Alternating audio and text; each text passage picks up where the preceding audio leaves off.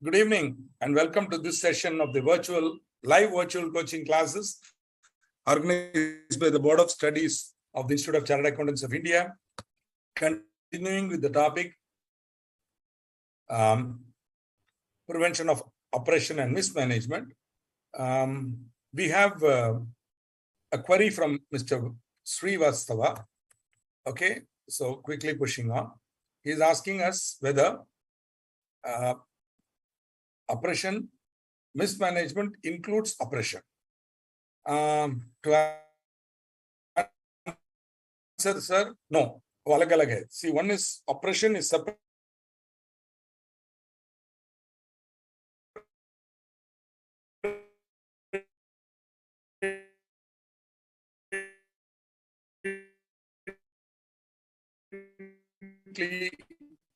Covered in there. Maybe I should not, because the section does not use the word mismanagement. But the section deals with another situation in 241(1)(b).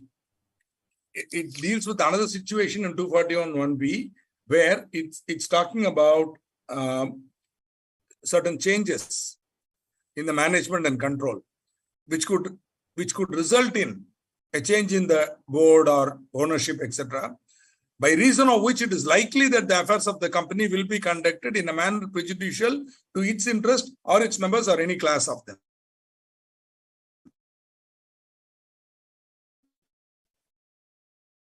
So this is oppression.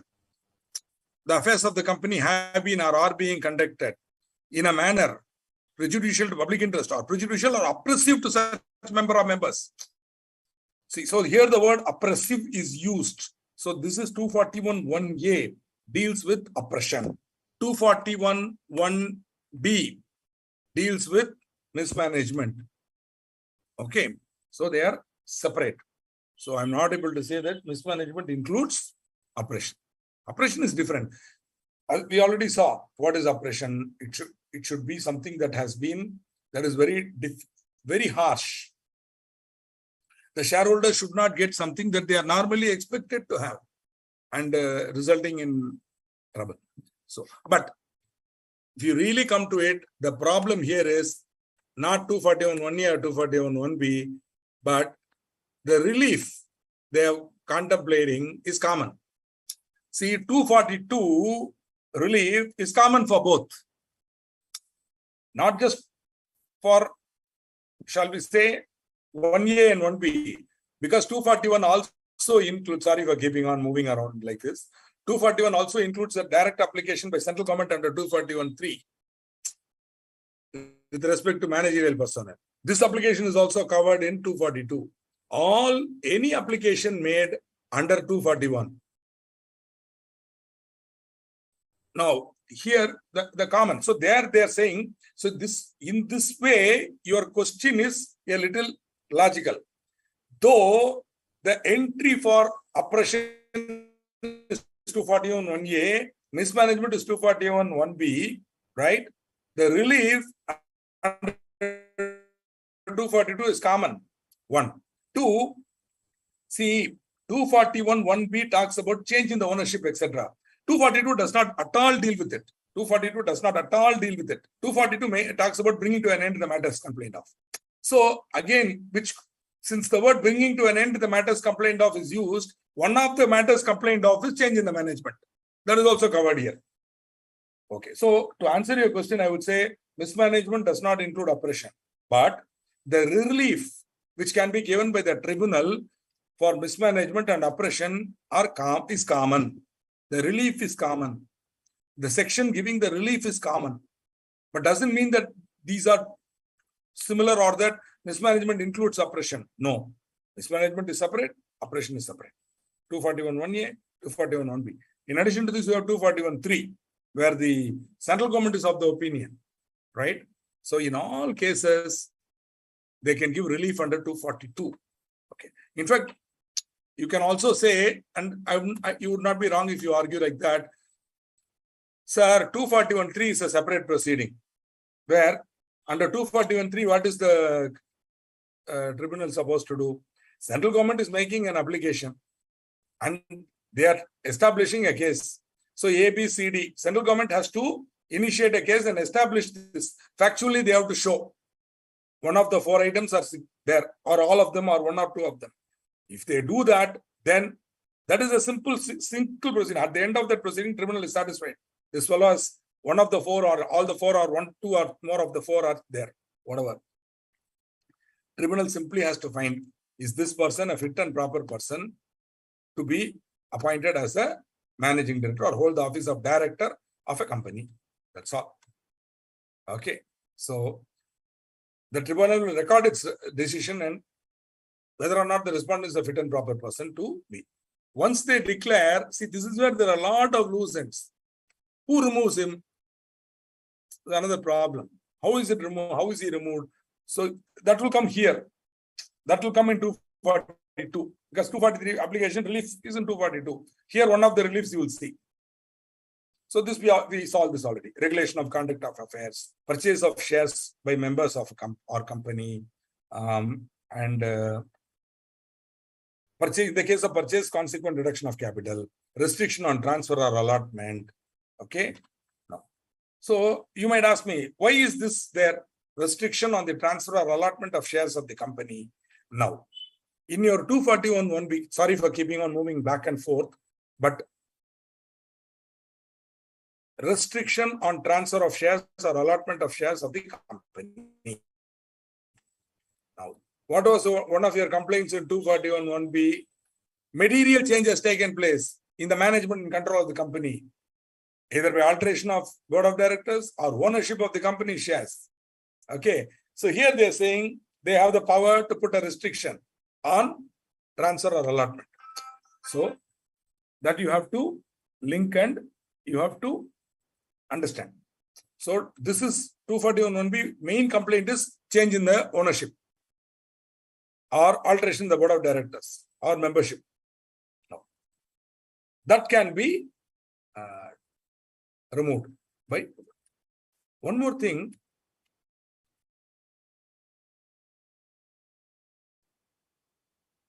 These powers, you will find finally they have a general power also. There is a sort of an exhaustive, inclusive, where if nothing is covered here, they can go there and provide relief. Okay. Now, this is not something new. In the old law also, the power of the tribunal to give relief was common. 402 was a common section. It was not as if this is something new. The 242 is giving you something new, right? Except that you had 2 separate sections there, whereas here you have 2 separate subsections. That's all. So, restriction on transfer or allotment of shares of the company, termination, setting aside modification of any agreement between the company and the MD. Because where he's found to be not a fit and proper person, they can say, come on, we can also terminate and set aside. And any person other than those referred to in clause E. Okay, even unrelated party, no need to connect him with the directors. You can say this is generally prejudicial, remove it. See, we are forgetting one important relationship when we talk about, when we spoke about relationships, relatives, we saw all sorts of relatives, right? But we did not see one important type of relative. What is that? Rather, not a relative, but a relationship. What is that? Friend. See, friend is not covered in Companies Act. Somebody can be a friend and I can give a contract to him, or I can, he can be my benami there. Okay, that is why they are giving any person. You cannot say only relatives. It's not that the prejudicial arrangement may be there only with the relative. There may be a friend who is more trustworthy than any of these so-called relatives, and that person may entrust it with him. So they'll say, hey, this is prejudicial. The terms and conditions of this gentleman are different from others. Therefore, this prejudicial agreement can be terminated or set aside. So very, very, very powerful. See, because that is why, this particular area, a chartered accountant cannot deal with it alone. He either needs, you can appear before the tribunal and argue, but this would need a degree of legal knowledge, because you see, suppose the, the prayer in oppression and mismanagement is termination or setting aside.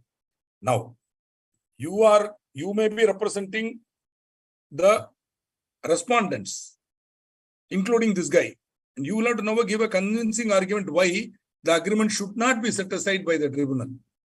Why the agreement should not be set aside. The only way you can do that by showing that there is no prejudice to the company. When will there be a prejudice? If the terms and conditions are such that the company is losing and the other party is getting. So it is, first of all, remember, it is not for the respondent. Who is the respondent here? See, the complaint is made against the directors. Okay. So the persons making the complaint or making the application under 241(1)(a) or 1(b) should give proof.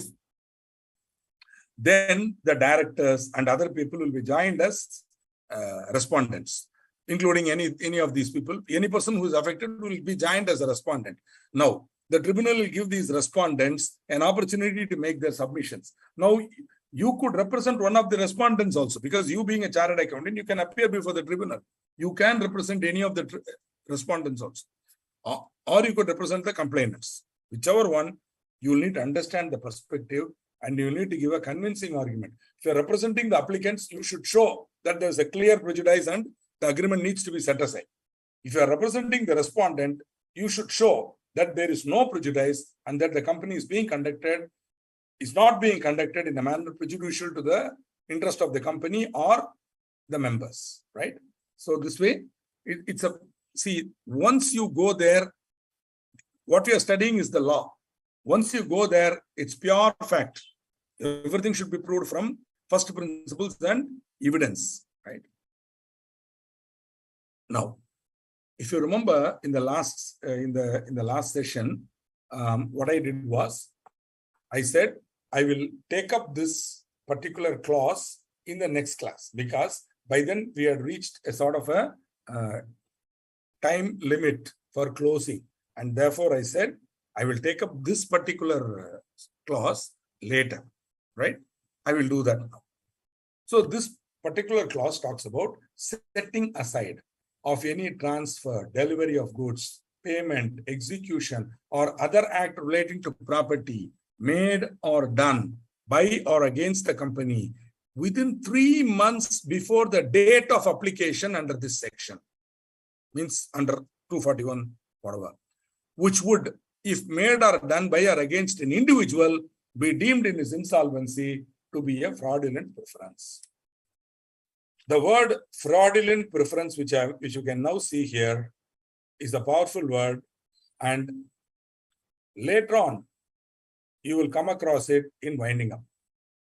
There again, the liquidator can, if there is any transfer or any, shall we say, any of this transfer, delivery of goods, payment, execution, or other act relating to property done by the company, okay, in anticipation of insolvency, if it was insolvent on that day and fraudulently preferring a creditor, then that transfer, delivery, etc. would be deemed void. You'll be seeing that later on when you come to winding up. This is similar. See, no, but not winding up. Here, what has happened? The members have filed a petition under 241(1)(a), maybe B, and they are saying that the affairs of the company are being conducted prejudicially. One of the complaints they are saying is the siphoning is so much. Therefore, to protect us, do something now. The company still has certain assets. It's got factory, land and building, and certain other assets in the city buildings are there.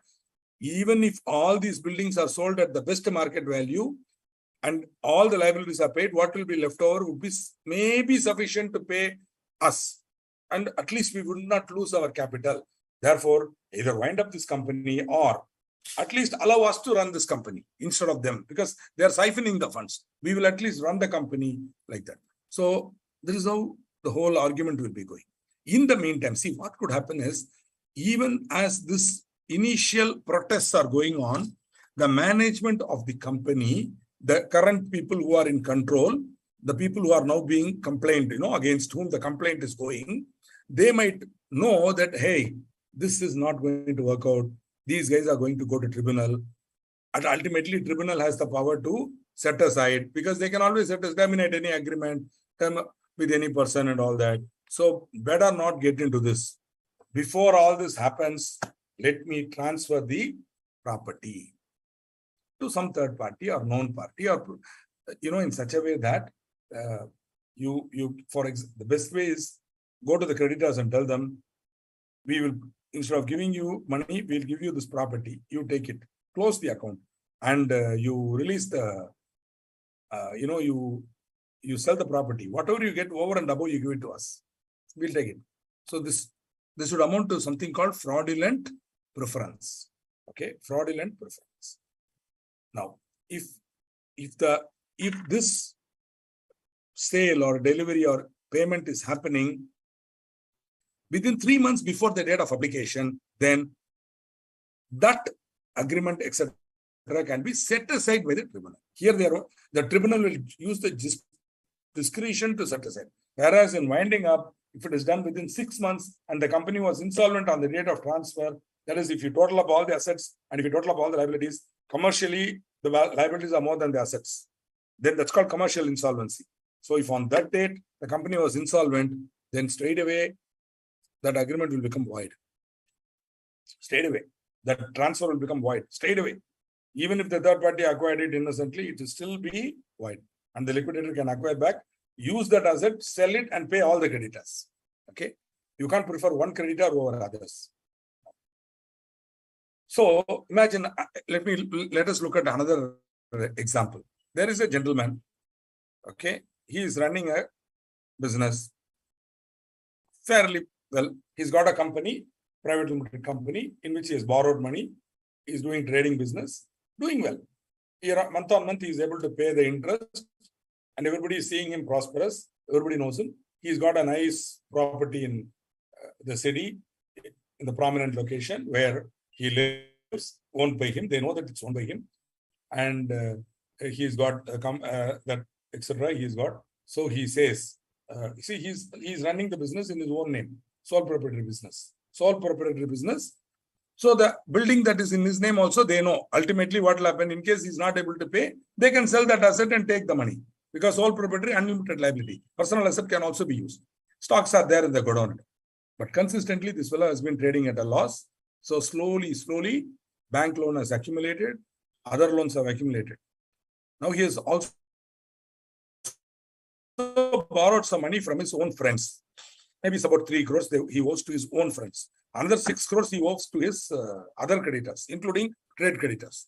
Now, this guy has got a property. Today's valuation, the property is worth 4 crores. Okay. Now he calls his friends for those guys who have given him 3 crores. He calls the 3 of them to his house for a party. So he serves them. Okay. And then after they have had a drink, he says, hey, Baba, you know what? I'm going to become insolvent. Immediately what? You're going to become insolvent. Oh, no. Don't worry. I've got an idea. This property is there. Today's valuation, he will say it's about 4.5, 5 crores worth. No problem. I'll give it to you. I owe you only 3 crores now. You guys give me 1 crore or 1.5 crores. Yeah. No.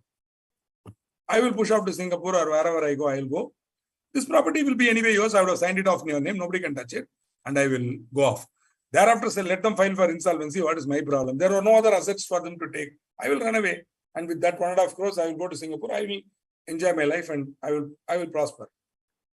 They also agree. Now, the property is transferred. Now comes the important point. Within 3 months, if an insolvency petition is made, even if the insolvency petition is made within 3 months, then this transfer to his friends is void. Suppose the friends have given him 1.5 crores and he had also gone away, that property will become part of that whole insolvency case. Because the liquidator, or the assignee or receiver will come and he will go to the court and he will get a stay order and he will say, this is a fraudulent preference. These people are creditors. The transfer has happened within 3 months. Therefore, kindly set aside the transfer. Pending setting aside of transfer, please stay further use of the property. possession, etc. No. So they will immediately, the court will pass an order pending decision on whether to be set aside or not. Nobody can sell the property. So whatever the benefit they got is gone. By then the case will have to go. I don't know what it's a big story. Okay. Now what you understood is, in the case of an individual, if a transfer of property is made fraudulently, preferring some creditors over other,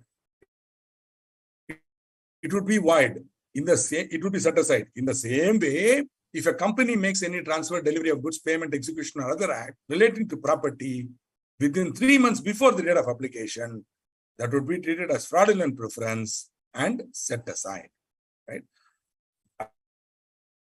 Again, let me assure you, this is not some summary proceeding. This is not something that can be simply claimed. The person making this allegation, the person making the application should clearly prove the dates, etc., so that there can be no doubt about this, right? So, this is fraudulent preference, which I said I will cover later. I hope I have clarified it.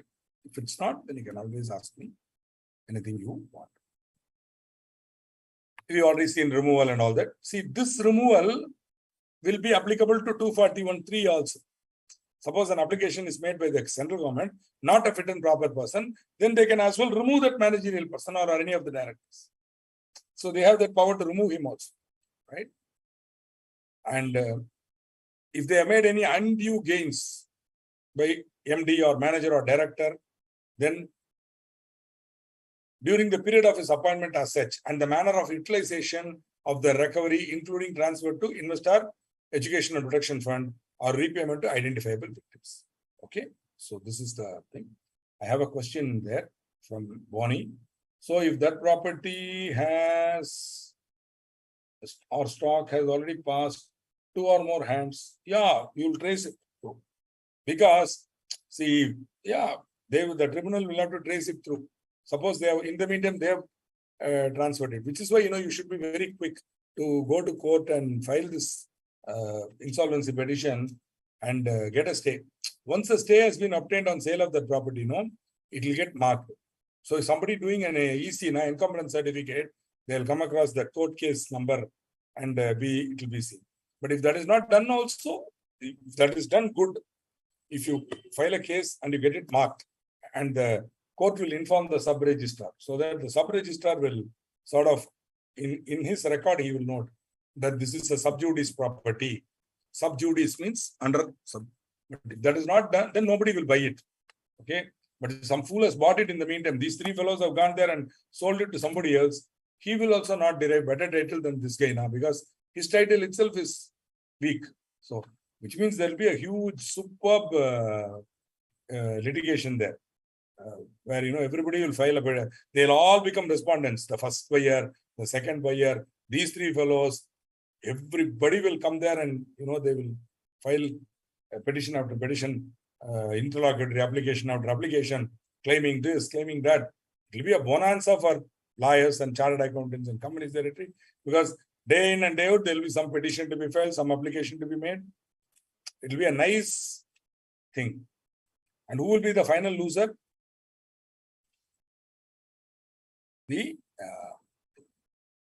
So Bonnie is still continuing with this. Setting aside means invalidate, not invalidate. Set aside means, make void. It is not valid. Make it invalid. Yeah, invalidate. Okay, sir, invalidate. Correct. It means invalidate. No longer valid. Yes, no longer valid. So they are also indoor management not applicable. See, somewhere we have got this idea that wherever a third party is there, indoor management will apply. Not like that.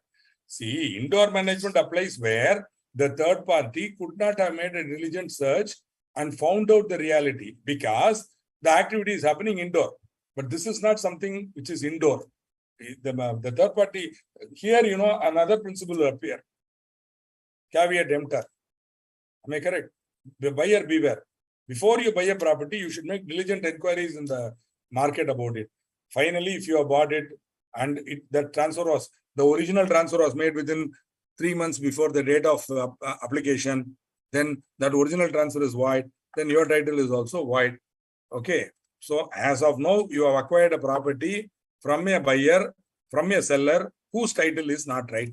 So your title is also as your title, the innocent buyer's title is as good or as bad as the seller.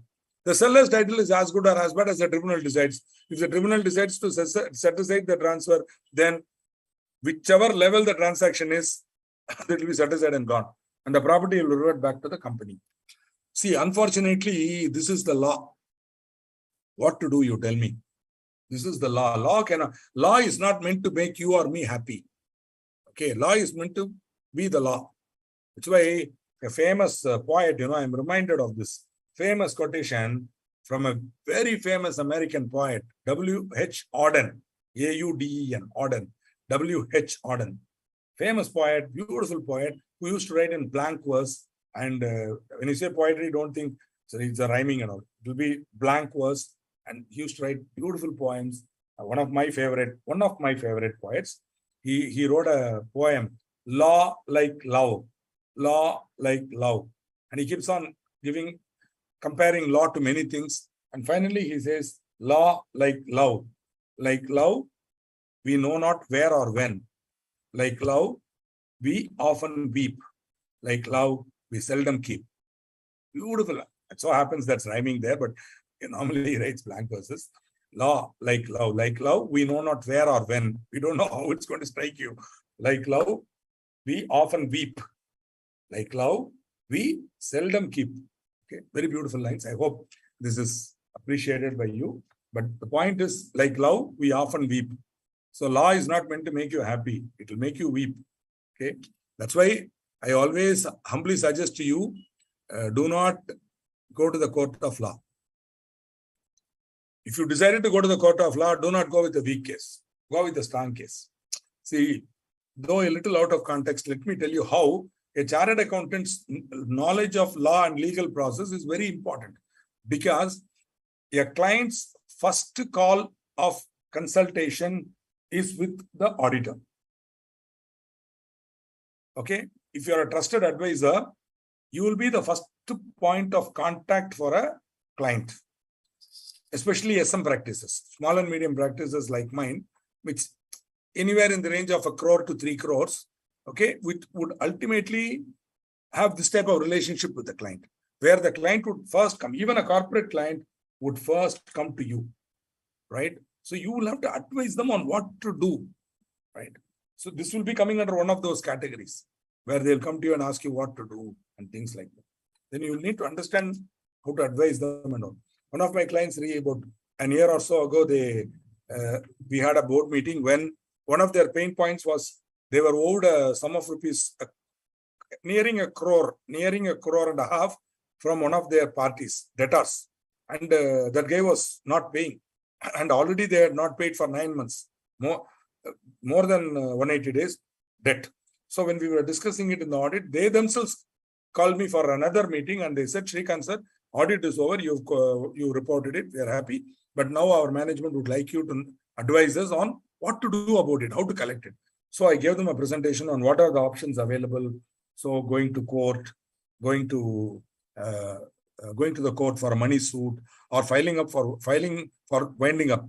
See, winding up petition can be filed. Later on, you'll study that. A petition for winding up the company on the grounds that it is unable to pay its debts, right? So then the third point I suggested was, now you go and file insolvency. Same logic. Go to the tribunal and file an insolvency petition. Instead of winding a petition, file a petition under the IBC rather than under the Companies Act. Under the Companies Act, you can file a winding up petition. Instead of that, go for IBC, where it's very, very summary proceeding. You file the IBC application before the appropriate court, appropriate tribunal. So it so happens that customer's registered office was in Mumbai. So Mumbai tribunal, file a petition. Once the petition goes there, insolvency petition goes there, it will be sent to this guy. And he will be asked to give a reply within 40 days, objection within 45 days. Okay, because what we are saying, this guy owes me 1 crore, he's not paying, therefore he's not solvent, he's insolvent. Kindly go ahead for order an insolvency proceeding on him, and we will face it. When his assets are sold, my money will also come, I'm happy. The problem is it's a running company. Okay. Fellow is simply cheating. So he's not insolvent. So immediately he'll come to the tribunal and argue. No, I'm not insolvent. I'm capable of paying all my. Immediately the tribunal will say, look here, the petition has come from a creditor. Now, all you need to do is prove that you are capable of paying. What you should do? Pay. Okay. So this activity took about 4 months. Another 2 months later, what happened? The party came to my client for out of tribunal settlement. I advise don't do it. He has to not only pay the original principal, he should also pay with interest.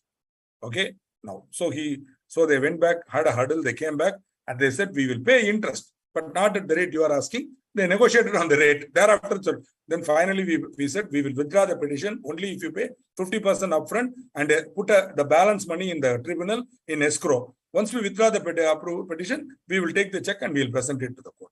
That's all. Matter over. Matter of within about 9 months, we got the money back. Complete money was collected.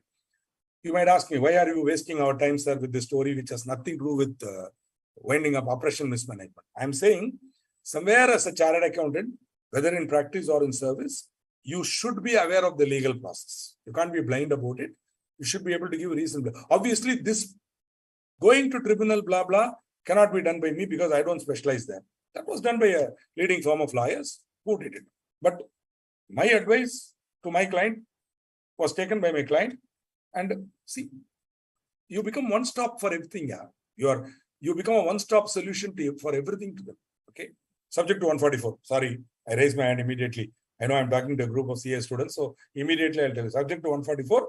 Without violating 144, you can give a lot of advice and support services to the client, which you would value. Okay. Think about it. That is why I'm saying don't become ignorant of. So Bonnie Joseph, thank you, sir, for a great name. Mr. Bhaskar is asking a question. Sir, liquidator has the authority to make fraudulent preferences even before 3 months. No. First of all, rephrase your question. Liquidator does not make fraudulent preference. It is the company which makes fraudulent preference. Friend, maybe I'm over exceeding my limit here. Don't confuse. The liquidator ka fraudulent preference will be in winding up portion. There you will come across it. This has nothing to do with that. This is for operation and mismanagement, where an application for operation or mismanagement has been made, and there is any kind of transfer within 3 months before the date of application. If that was done fraudulently, which if it had been a fraudulent preference, if made by an individual in his insolvency, then that transfer can be set aside by the tribunal. That's all. Liquidator cannot do. See, liquidator, what he has to do, once he takes over, he will go back and see. Suppose he sees within 6 months before the date of commencement of winding up, there is any transfer, he can apply to the tribunal for declaring it to be fraudulent preference and therefore void. So that's a different power of thing. So liquidator, in fact, when this is happening, the liquidator would not even be present, because only after this happened, within 6 months, we are going to see from the date of only after this, the creditors or the members would prefer a petition. Right. And only from the date of petition, the tribunal will be apprised of the matter. Finally, they'll pass the order of winding up. In the meantime, they appoint a provisional liquidator. By then, this transfer has happened. So how the liquidator will be able to do anything before 3 months? Nothing. He is not there. After he is appointed, he will go through the books and he will see date of commencement of winding up. He'll go back. Within 6 months, he'll see if any transfer has been made. If any transfer has been made, then he'll go back to the tribunal and inform them.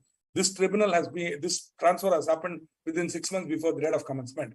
Therefore, kindly declare it as, he'll prove that it is fraudulent preference. Company was insolvent on that day. Please declare that it is void. That is how it will happen.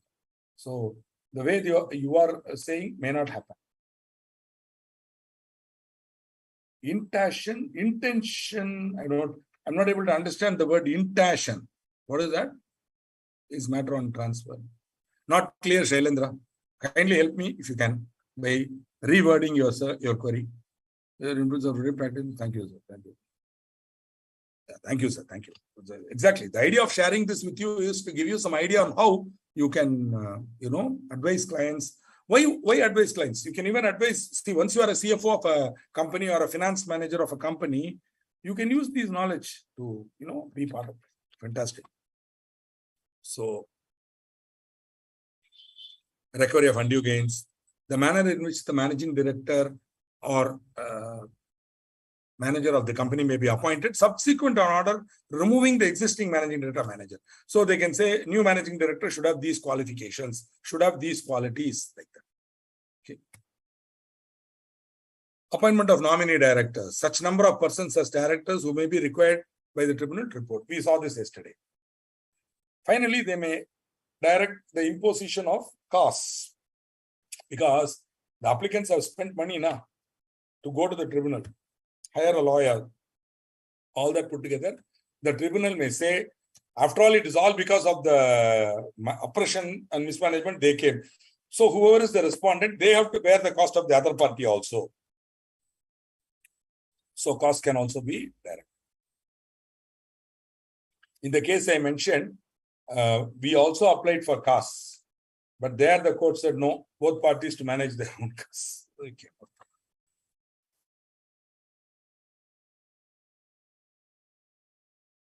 Any other matter, did you notice I said any other matter is there? Any other matter for which, in the opinion of the tribunal, it is just and equitable that provision should be made. This is the open clause.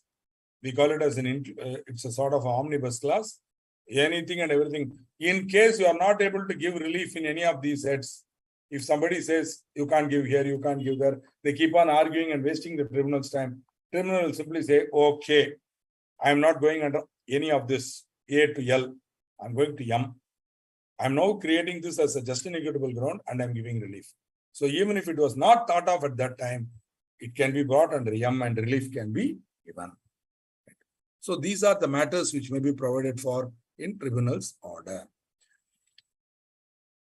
Please remember, whenever you obtain an order from the tribunal, it is compulsory that it should be filed with the registrar. Whose duty is it? The applicant's duty. A certified copy of the order of the tribunal, what the tribunal will do is issue a certified copy. So that will be recorded date when the registrar of the tribunal, he will issue there will be a registrar there. That registrar will issue a copy, certified copy under his seal, and he will say, so and so is the order of the tribunal certified. Then that order certified by the tribunal will be should be filed by the company. Sorry, I said applicants, by the company with the registrar within 30 days of the order of the tribunal. Not only this order, any order you obtain should be filed with the registrar within 30 days. If you do not do this, the order is not valid. So we have to file it within 30 days. Okay. This is something you might want to remember. Now, one of the matters for which the tribunal may make a provision is an alteration in the memorandum or articles of a company. So they might say, we want to give relief. Therefore, any other matter, we will alter the memorandum or articles. So currently the articles are providing this way, which is prejudicial to the interest of the members. We will change it and we will put in this clause or amend the clause. Whatever they do, the tribunal is passing an order making an amendment or alteration in the memorandum or articles. Then, notwithstanding any other provision of this act, the company shall not have the power, except to the extent, if any, permitted in the order, to make, without the leave of tribunal, any alteration whatsoever, which is inconsistent with the order. So once they've made an order for alteration in the memorandum or articles of a company, then the company cannot, after that, change the memorandum without the leave of the tribunal. To that extent, on that, that is, even though there are other provisions in the Companies Act which empower the company to amend its articles and memorandum by passing a special resolution, this section is notwithstanding those provisions. So those provisions will become subservient, or those provisions will become inferior to this provision, which ensures that once memorandum and articles have been altered, the company cannot re-alter it or do anything without the leave of the tribunal, make any alteration which is inconsistent with the order, either in the memorandum of articles. Suppose the company contravenes this, then the company shall be punishable with fine, which shall not be less than 1 lakh, up to 25 lakhs, and officer fine up less than 25,000 up to 1 lakh, not less than 25,000 up to 1 lakh. Now, idea is simple. After the tribunal has passed an order for alteration, the company should not quietly come back and change it. They said you cannot change it without the leave of the tribunal. Right? The alterations made by the order in the memorandum and articles of the company shall have the same effect as if they had been duly made by the company in accordance with the provisions of this act, and the said provision shall apply accordingly to the memorandum and articles so altered. Okay, having said that, you might ask a very factual question. You might say, suppose the tribunal makes an alteration in the memorandum or articles, will it operate prospectively or retrospectively? Will it be applicable to future transactions, or will it be applicable to past also? Sorry, no alteration can operate retrospectively. Only prospective transactions can be taken up. If they want to do something retrospective, they have to go back and pass an order nearly. What they will generally do is, they will say, what has now happened, we are setting aside. We are removing that person. Going forward, please alter your articles to provide for this and do it. One of the alterations they can suggest. Anybody? I'm sorry, I'm talking as if I'm in a regular class, where students are sitting in front of me. But you've seen this somewhere else. Shall I wait for any inputs from any of you? See, what else can they do? What is the other thing that they can do? When can they alter?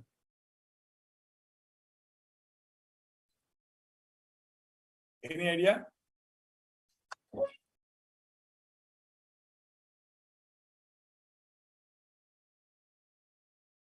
See, do you remember when we were studying appointment and of qualification of directors?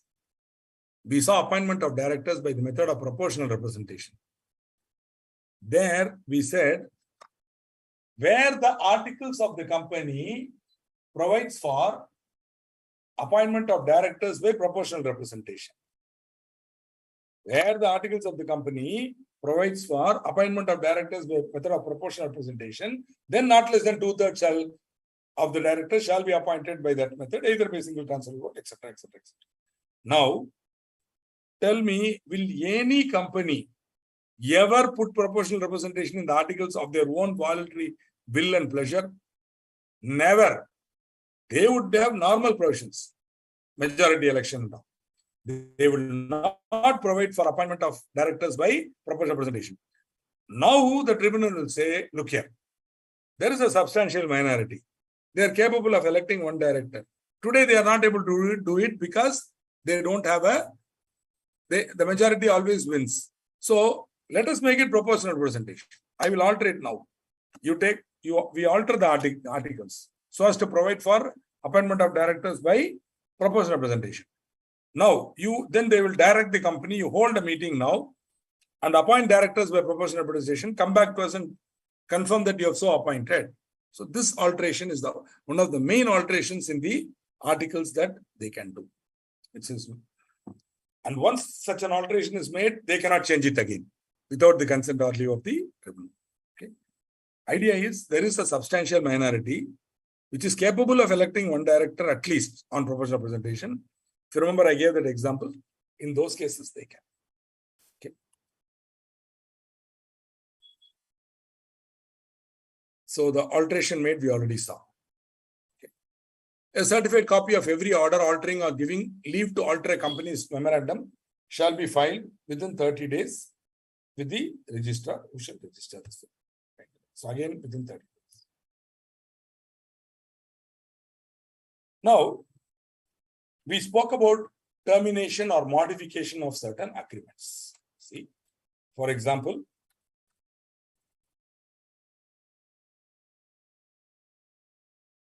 termination, setting aside modification of any agreement between the company and any person.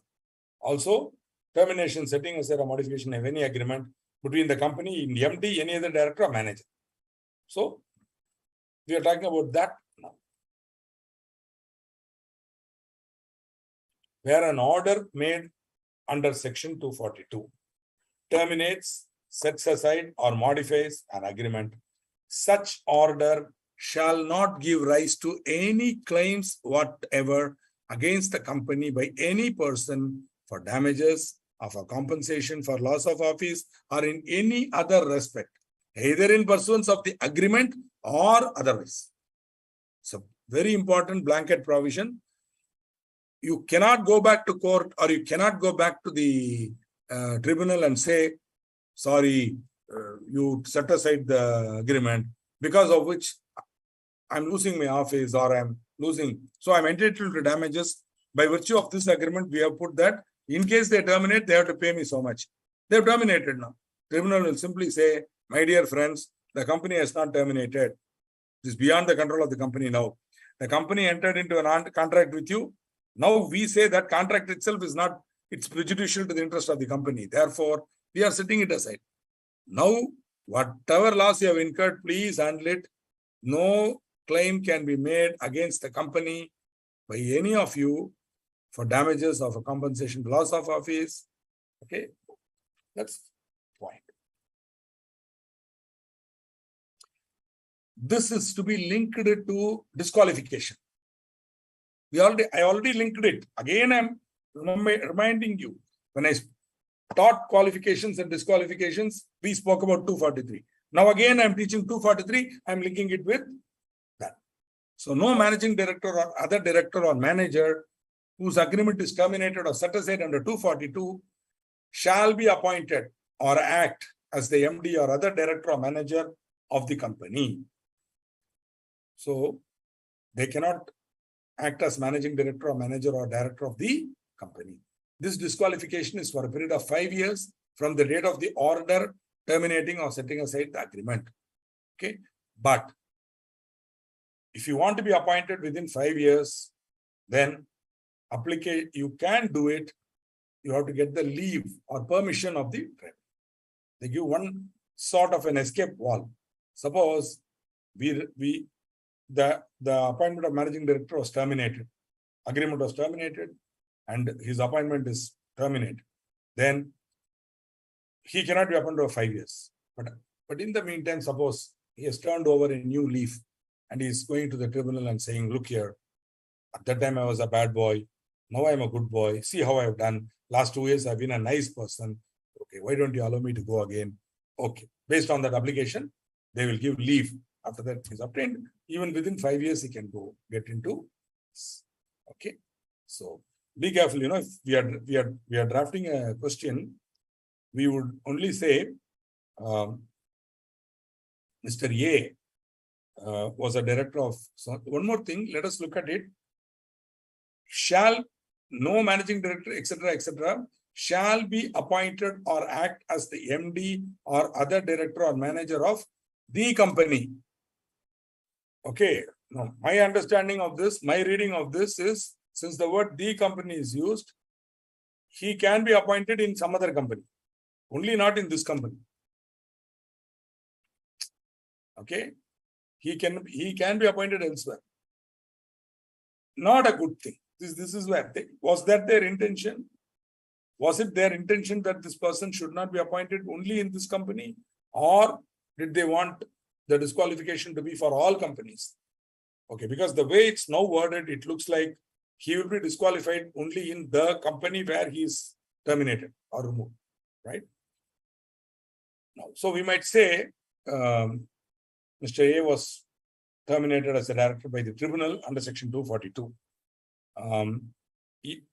So they might give you a date, okay, which could be 5 years before. 5 years before the current date, the date on which we are proposing. So they might give you a date on so-and-so date, the board of directors so-and-so are proposing to appoint Mr. So-and-so under schedule 5 or whatever, blah, blah.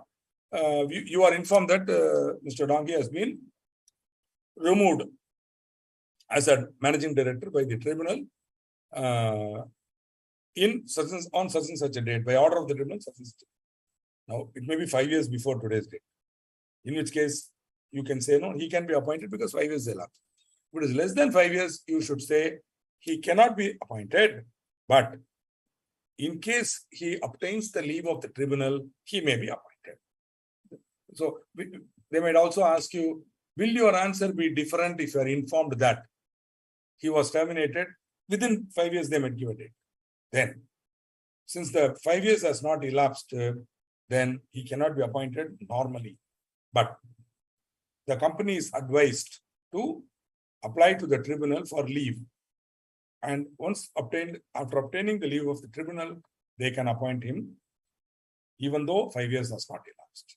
So this is the way you will answer.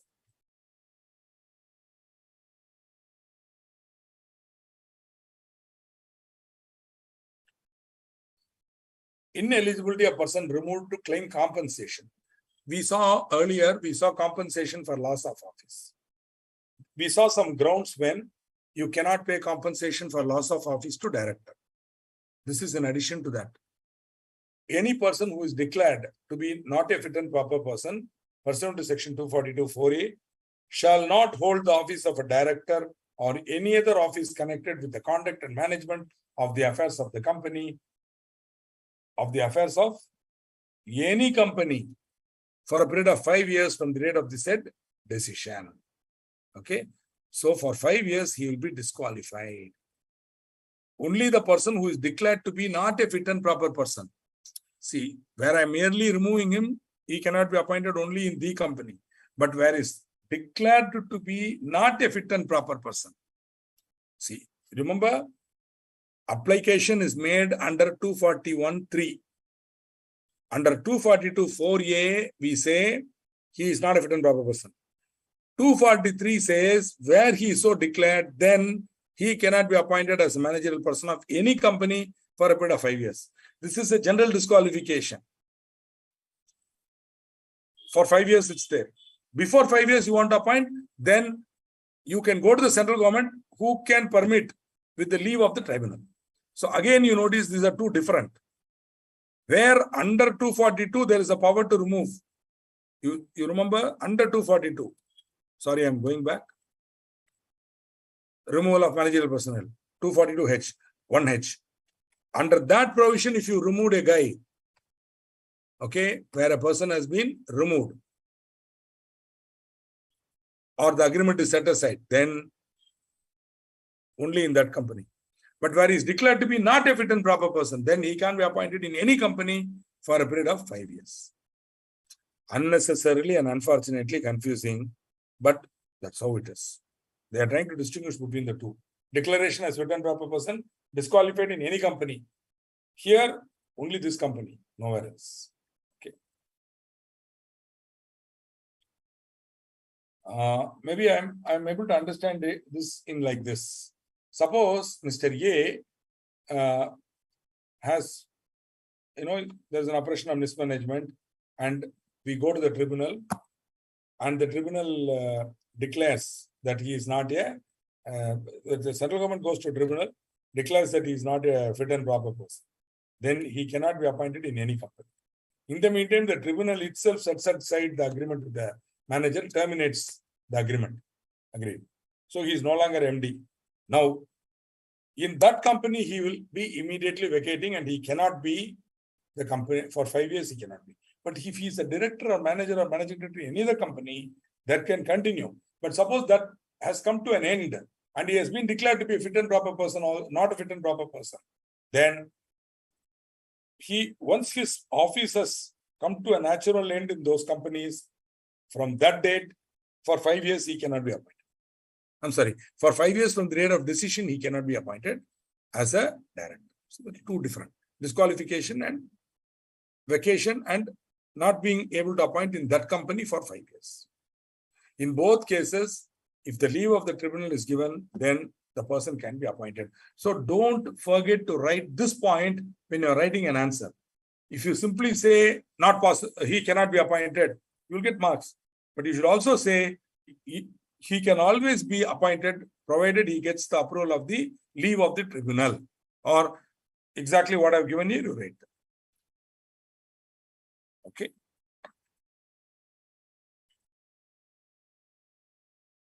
any person who knowingly acts as MD, director or manager in contravention of this provision, and every other director of the company who is knowingly party to such contravention shall be punishable with a fine which may extend to 5 lakh. So once he has been removed or once he has been declared not to be a fit and proper person, he cannot act as a director or MD. And if he does that and somebody is abetting it or helping him, then that person who is acting in contravention and every other director who is knowingly a party shall be punishable with a fine which may extend to 5 lakh.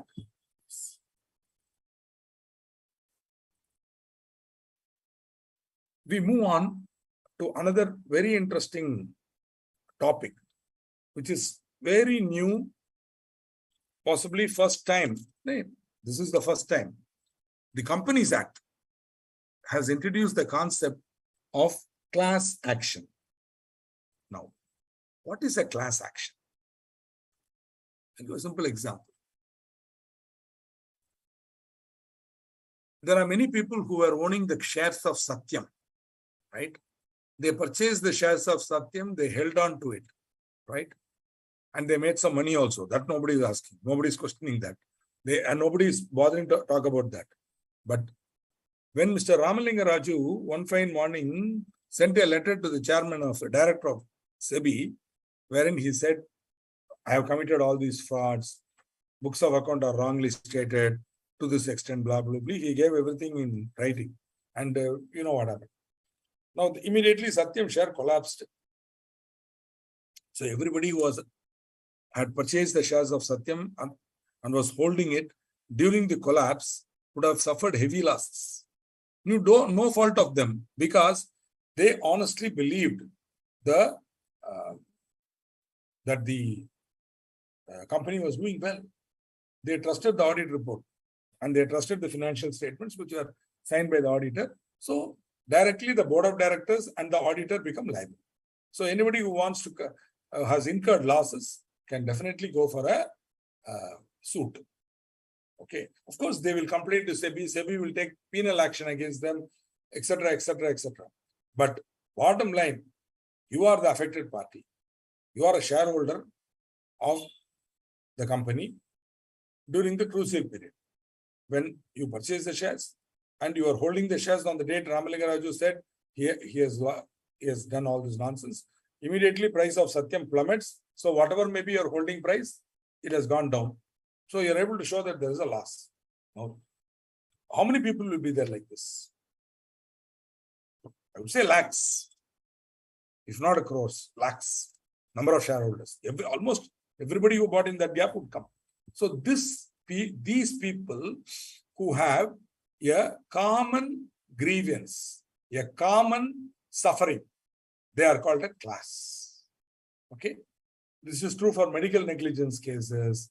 This is true for what we call negligence, any negligence case, strict liability cases we call them. For example, chemical plant dealing with noxious gas or poisonous gas should take extra care about it.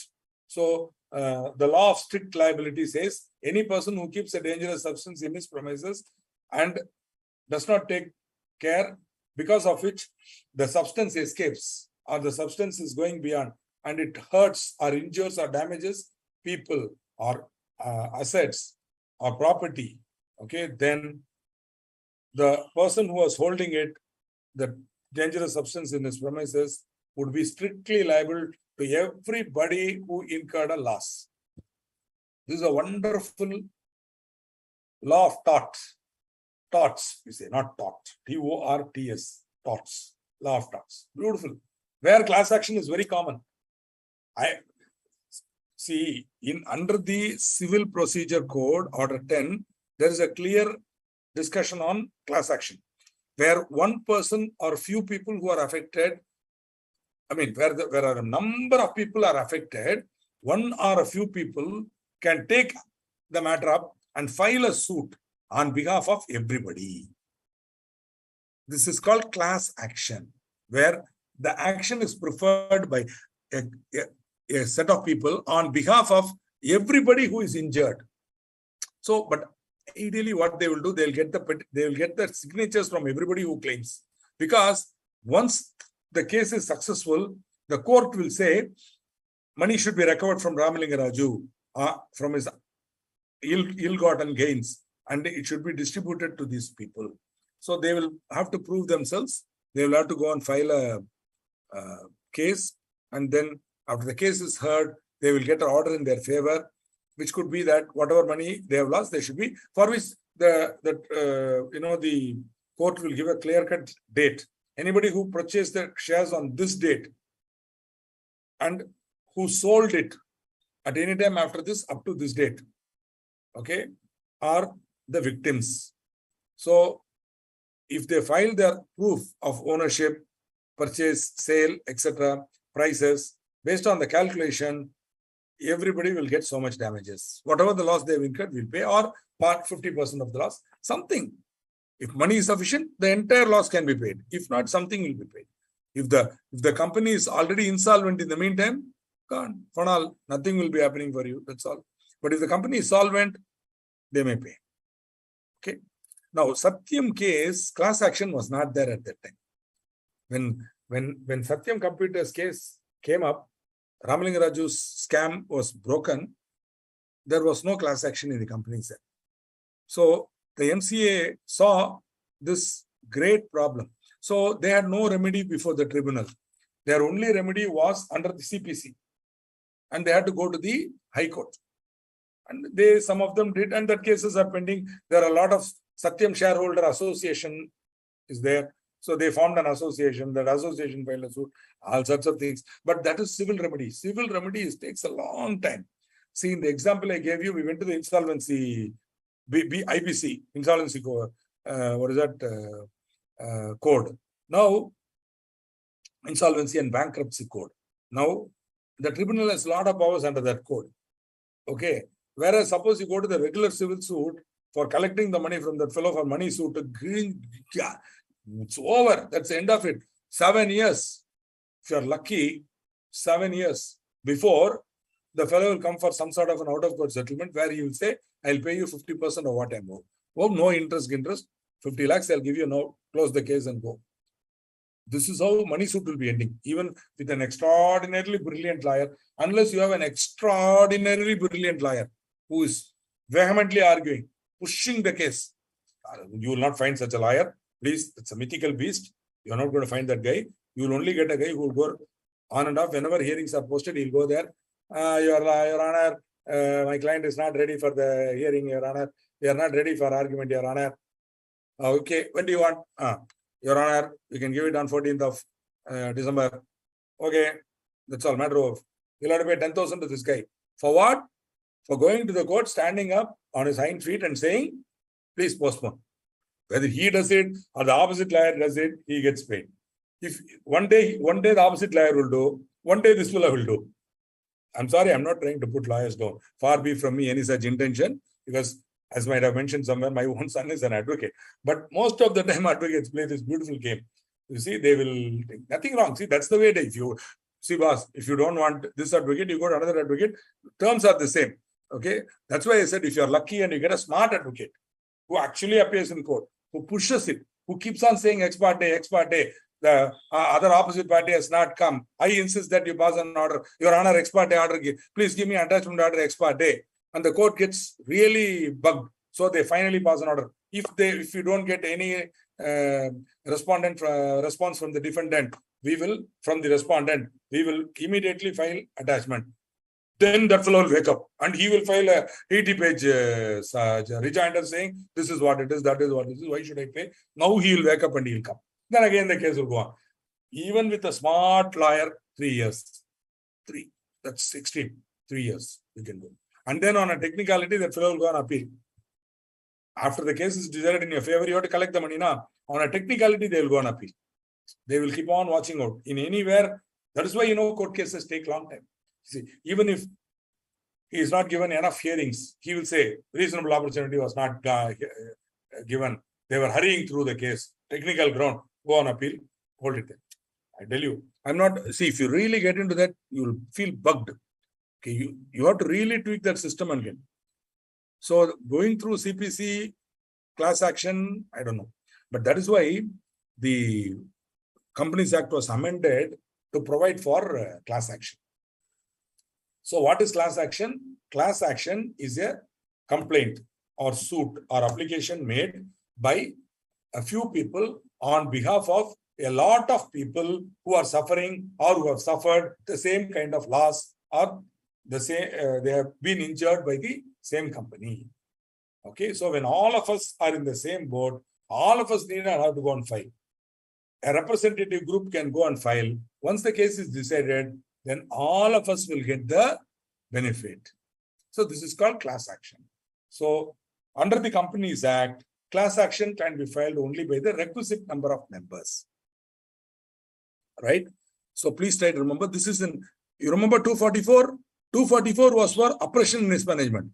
We have now moved on. We are now in 245, which deals with class action. So class action application. The requisite number of members is, in the case of a company having share capital, not less than 100 members of the company, or not less than, okay, 5% of the total number of its members, whichever is less. So not less than 100 members of the company, or not less than 5% of the total number of its members, whichever is less. Or, so either see 100 or 5%, then keep it in your hand. Or members holding not less than 5% of the issued share capital of an unlisted company, and not less than 2% of the issued share capital of a listed company. See, these are like, okay, number of applicants, 80. It's not 100. No problem. Total number of members, okay, 1,000. Now, I'm sorry, 5%. Then what happens? 5% of 1,000 is 50. I got 80 members. Excellent. I can go. So you cleared this itself. So you had 50 guys. 1,000 members are there. I'm sorry, you had 80 guys. It's not 100, no problem. 5% of 1,000 is 50. Am I correct? 10% is 100. 5% is 50. Now I'm 80. So clear. Happy. Now, it is not 80 members. It is 40.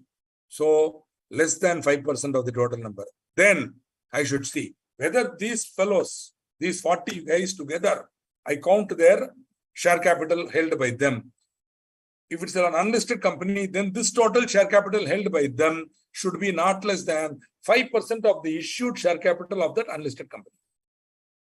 If it is a listed company, then these 40 guys together should hold not less than 2% of the issued share capital of a listed company. It's not easy. 2% is not a small amount for a listed company. Face value again. You have to take only the face value, not the, obviously, only the face value. But very difficult. Face value, it's very difficult. You should be holding 2% of the issued share capital in terms of. Here again, do you notice one thing? They use the words issued capital. Obviously, for the same reason, because one of the complaints these guys are giving is, boss, these guys floated an issue, public issue. They came out with a share. We applied for it. They have not allotted. They're cheating. They're doing all nonsense. Of course, today, I really do not see a listed company getting away with it for many reasons. See, it will be very difficult for a listed company to take money from public and not allot, because this thing is closely monitored by SEBI, continuously monitored. 3 fellows are monitoring this. 1, SEBI. 2, the stock exchange. That's also going to monitor. Stock exchange are constantly monitoring. 3, the MCA. If these 2 fellows have been sleeping, MCA is also involved here. But they may not watch immediately, but they are always there in the back. We can go to them also. So constantly this is happening. The list, the stock exchanges will be, they won't list.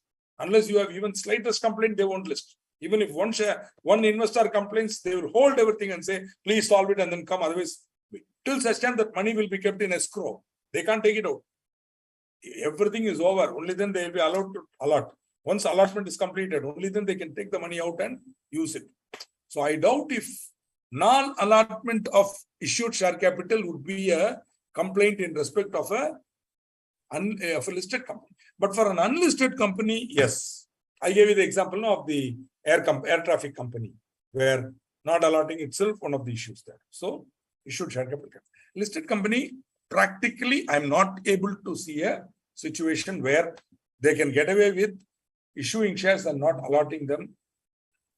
My humble view. You may have another view. Welcome. In the case of a company not having share capital, obviously these percentages won't work. So they say not less than 1/5 of the total number of its members. Again, as in the case of 244, the applicant or applicants should have paid all calls and other sums due on his or their shares. Now, this is for members. Here they are talking about depositors. This section is available to depositors also. Suppose the company has taken deposits and is not paying interest, whatever, then depositors can also go. Again, not less than 100 depositors, or not less than 5% of the total number of its depositors, whichever is less, or depositor or depositors to whom the company owes 5% of total deposits. Substantial. One guy is holding 5% of the total deposits. Single man can apply, or group can apply if together they hold not less than 5%. Okay. Now, when the requisite number of members or depositors are there, they may be of the opinion that the management or conduct of the affairs of the company are being conducted in a manner prejudicial to the interests of the company, its members, or its depositors.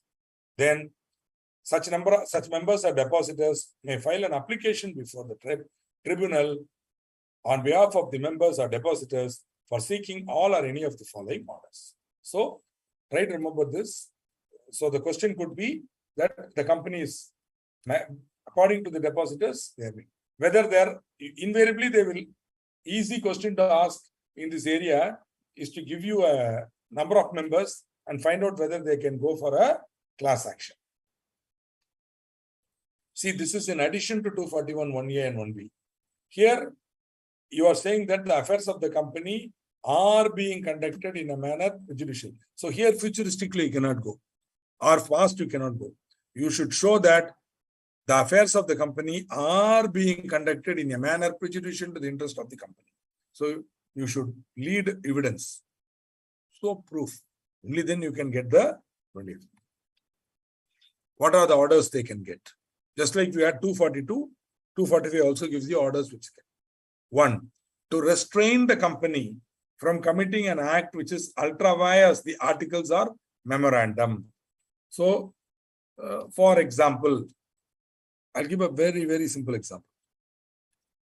I'm giving a very simple example. A company has gone for a public issue, right? Taken the money. They wanted to start a power business, run a power plant. So we believed them. They are into energy, so we gave the money to them. Now suddenly these guys are sending a mail to us saying, friends, we are very sorry, power plant, because of the energy policy of the government of India, it's not viable. So we are using your money to construct an amusement park. Amusement park is a profitable business. We are happy about it. But we feel that that is not what we gave you the money for. So the directors are trying to do something which is ultra vires the memorandum. Okay. So they can go there and tell the tribunal, sir, please don't do, they're doing something ultra vires. Please restrain them. My money is with them, please. Okay. Restrain the company from committing breach of any provision of the company's memorandum and articles. To declare a resolution altering the memorandum and articles of the company as void if the resolution was passed by suppression of material facts or obtained by misstatement to the members of depositors. So they might have told these guys, hey, you know, power is not a very good business. As of now, the energy policy is not very good. So ROI is less. So how about you give us a sort of a blanket approval to use the funds for any other purpose. We will use it carefully. Don't worry. You know how, like that. Then they want to start an amusement park. Now, there is suppression of material facts. Maybe at that meeting, some members objected to it. Think about it. I'll give a simple example. Suppose the shares are held by the promoter group. 40% of the shares are held by the promoter group. 20% are held by a private equity funder. Okay? Or 20% is held by, say, a financial institution. Right? Remaining equity shareholders are there. Okay? Now, 40 plus 20, then remaining 30% belongs to public. Now, we announced the meeting for changing the memorandum for amusement park. Now, we hold it on a weekday, Monday morning, 10:30 a.m. in Nariman Point, Bombay. The institution wala comes. He votes in favor because for him it doesn't matter because he knows that this is also viable. He doesn't mind. So the company also votes. The promoter group votes. He votes. 60% vote got. Now you need to pass a special resolution, right? Number of votes cast against. Suppose a few shareholders attend and they vote against. Even then, multiply by 3, you still get a special resolution. Even then, okay, such an alteration of the memorandum and articles for bringing the new object class, right, can be declared as void by the tribunal. I'm giving a real example. It could happen. Could happen. Okay, you will immediately come back to me and say, Mr. Srikanth or Srikanth, as the case may be, you are forgetting postal ballot, hai na? Electronic voting, hai na? Yes, correct. They are there.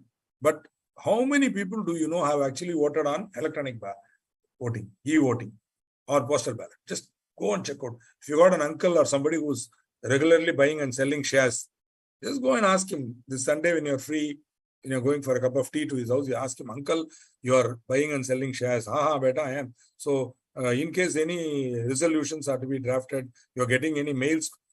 Some mails are coming. I don't even see the mail. So if it is important, how will you know? It's okay. Market price is good. I'm happy. This is how most investors are. Sorry. Awareness is very less. So, in fact, when class action was introduced in the Companies Act, I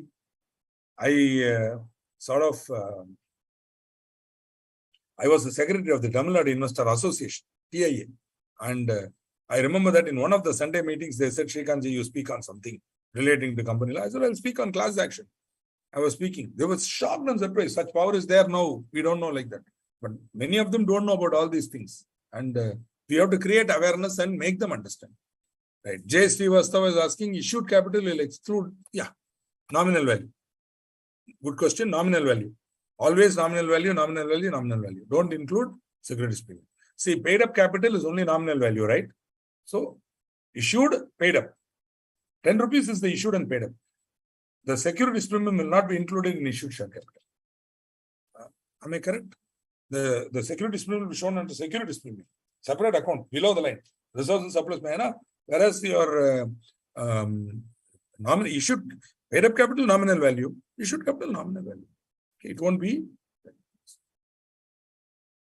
correct. So Aniket Jain is also saying, I ignore. Of course, at this point in time, Aniket Ji, don't waste your time reading all these mails just because I told you your exams are more important for us. Concentrate on your exams and write the exams. But next time, once you qualify as a member of our institute, once you start managing your own portfolio, take some interest and see what these guys are doing.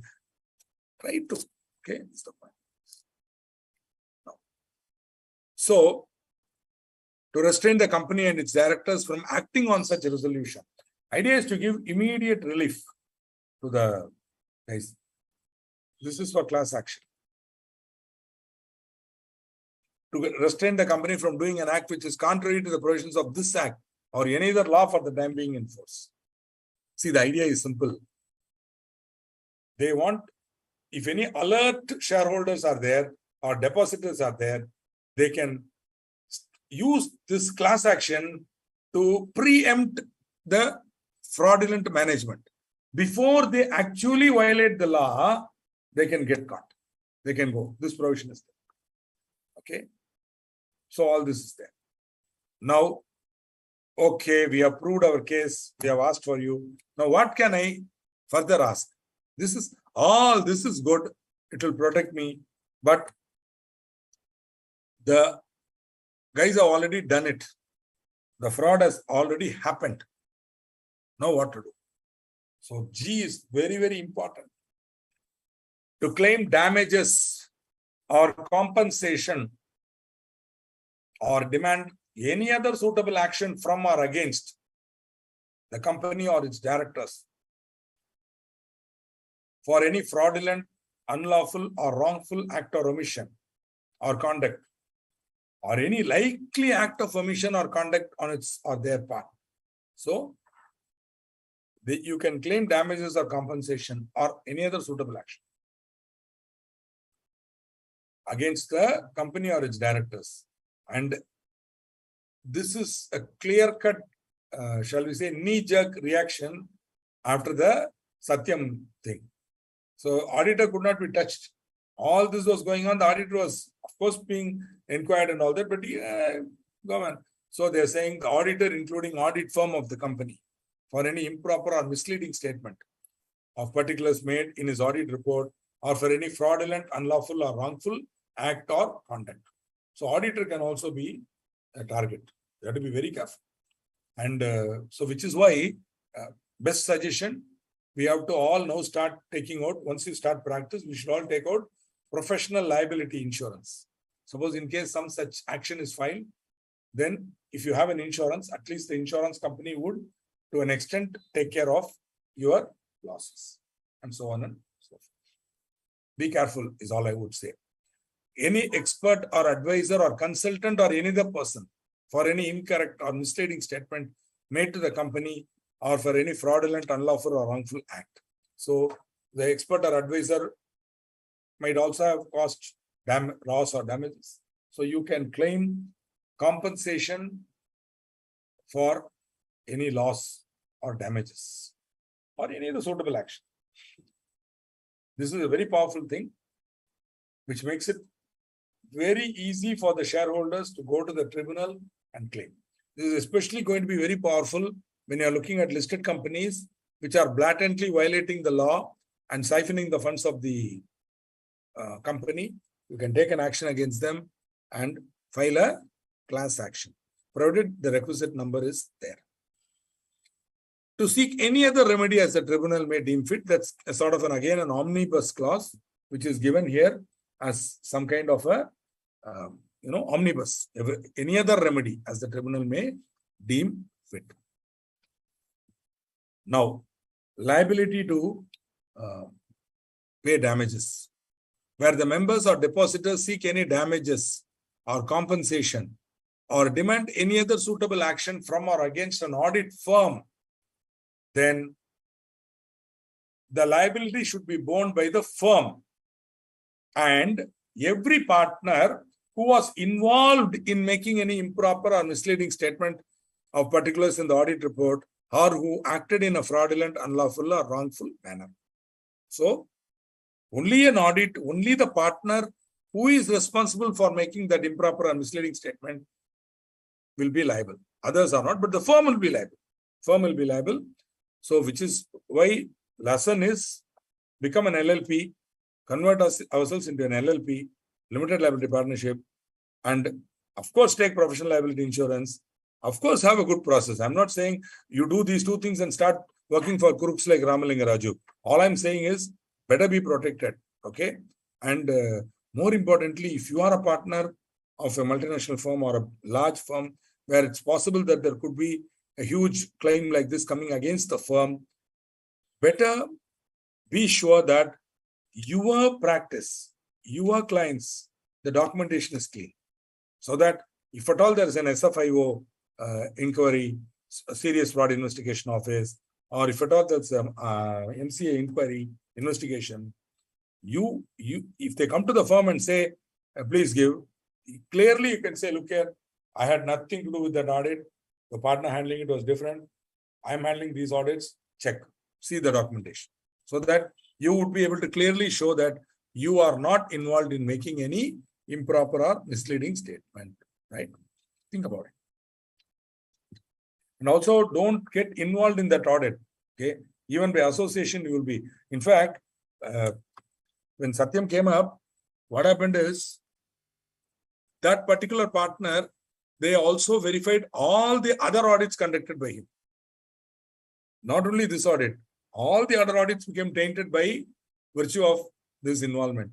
But luckily, the documentation there was clear and he was able to show, the firm was able to show that this is a localized issue and not a firm-wide issue, okay, or even partner-wide issue. Only very localized for one client who had done this.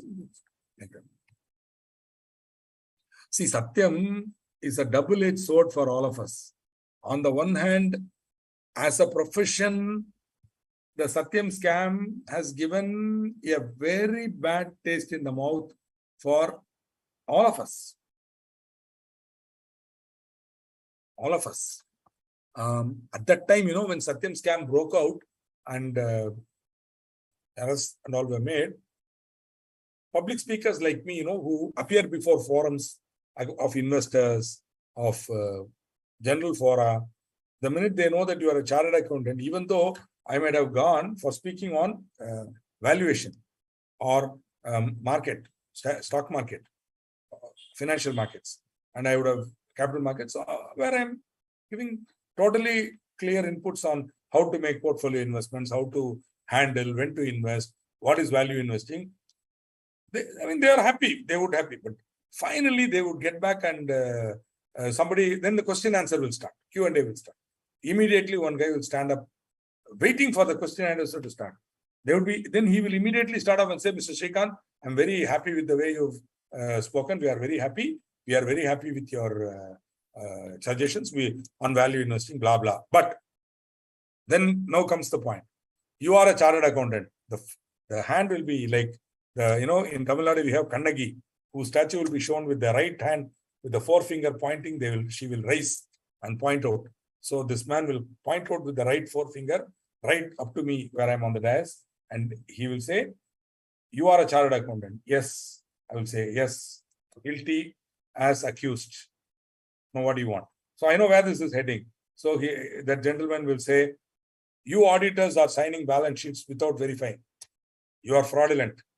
Like I said, my dear friend, are you talking about me or the firm profession as a whole? No, Mr. Srikanth, personally, I have nothing against you. But CAs as a whole are signing fraudulent balance sheets. So how can I rely on the balance sheet? You are telling do fundamental analysis. You are telling study the company's balance sheet for the last 5-10 years and then apply some techniques and all and value the intrinsic value. How can I trust these accounts? They are fraudulent. You guys have signed. You start telling. Very difficult at that time to get out. So one of the ways I used to counter this was a type of tarka where you don't answer the question but rather ask a counter question. So I asked him, Mr. So-and-so, I'm very happy that you asked this question. I totally empathize with you. But before we go further, I just want to ask you something. Do you drive a car? Yeah, I do. Do you drive on a bridge? Do you climb a bridge? Okay. He said, yeah, I do. What is this? Okay. Then I said, remember, there was at that time, in 2009, there was in Hyderabad, Panchaguda flyover was there. There was a flyover in Panchaguda where the flyover, when the cars were going on the bridge collapsed, the flooring collapsed, the road collapsed, and vehicles fell in and all, and there was some problem there. Gammon India was the main EPC contractor, and they had given it to some subcontractor. So I don't know what happened to that case, but it became a big headline in Hyderabad. Any of you who are sort of at that time would have remembered Panchaguda flyover, 2009. Maybe it's too old for you, almost 2022. So some of you may have been very young at that time. Point I'm trying to make is, I told boss, one engineer who designed that bridge and who executed it failed. The bridge fell down. So all engineers are fraud. Don't trust any engineer. Don't climb a bridge. That is the best way out of it. No, you're wrong. How can you say? That's exactly what you're saying. Because one chartered accountant made a fraudulent, approach, how can you blame everybody? So then he will realize and he will say, okay, Shrikant, I'll think about it. That is the only way to counter. Otherwise, you cannot counter. Once I started giving this logic, they start asking questions. I said, just because one auditor has done, don't do it for everybody. But unfortunate that one auditor, by giving this false balance sheet, has thrown aspersions, and it took a lot of time for us to come out of it. And the Companies Act 2013 is completely, sort of peppered with knee-jerk reactions to Satyam. As they were going through the Satyam scam, the MCA and the SFIO found out a lot of loopholes in the law according to them. So when the 2013 Act came, they had all this glorious opportunity to make it work. One of those is class action, which I am welcoming. The other is this liability on auditors. I'm not saying I'm against that, I'm saying it's a knee-jerk reaction. Okay. While considering these applications for class action, tribunal will have to look at these things. Whether the member or depositor is acting in good faith, or is it a frivolous? Whether he is sincerely interested in the welfare of the company, or whether he is merely making it as a kind of a waste of time. The evidence before it as to the involvement of any person other than directors or officers of the company on any of the matters provided in clauses A to F. So, who else is involved other than directors, etc. They will have to see while considering that. If they feel that the application itself is not in good faith, it was frivolous or meant to provoke, or based on a personal animosity against the board, which is being vented out by coming through a class action, so they will dismiss the application in those cases. Okay, so that is how it is. Now, whether the cause of action is one which the member or depositor could pursue in his own right rather than through an order under this section. What they mean is, class action is available only where a large number of people are affected by it. If it is a CE, suppose you are having a personal problem with that company, you can't use this section for solving that problem, because it is quite possible for a single member to make an application under this section. A single member can make an application under this section. Therefore, a single member should not do this with a view to sort of fighting his own battle. Is it a common cause? If it is not a common cause, then they may not entertain it. Any evidence before it as to the views of the members or depositors of the company who have no personal interest, direct or indirect, being proceeded. For example, class action may be brought by a few 5% of these people. But the rest of the members may have a view that this is not an important issue. We can solve it. We have no problem. Then those views also have to be considered by the tribunal and taken into account before passing the order. Where the cause of action is an act or omission that is yet to occur, whether the act or omission could be, and in the circumstances would be likely to be, authorized by the company before it occurs, or ratified by the company after it occurs. If authorized before, ratified after. Friends, this is nothing but anybody remembers? The tribunal is being asked to be careful that they should not get caught in what trap? Can anybody tell me? This was the topic I spoke in the last session, beginning. Where any alleged act of irregularity which is ratified, which is capable of being ratified and is so ratified by the majority of the members, no litigation can lie at the instance of an individual shareholder or a group of shareholders. So, if the rule in Foss versus Harbottle can be applied to the situation, then sorry, you cannot further agitate it. Because how many people are making an application? 5% of the number of members, 2% of the issued capital, 5% of the issued capital. Now, these guys are not the majority. They are not even a minority. They are a small percentage. So if it is something that can be authorized or ratified by the company, then the tribunal says, sorry, we cannot interfere, which again goes to the root of the matter. Now, Foss versus Harbottle is still valid. This is a clear example of Foss versus Harbottle, where the law itself recognizes the principle laid down in Foss versus Harbottle, right?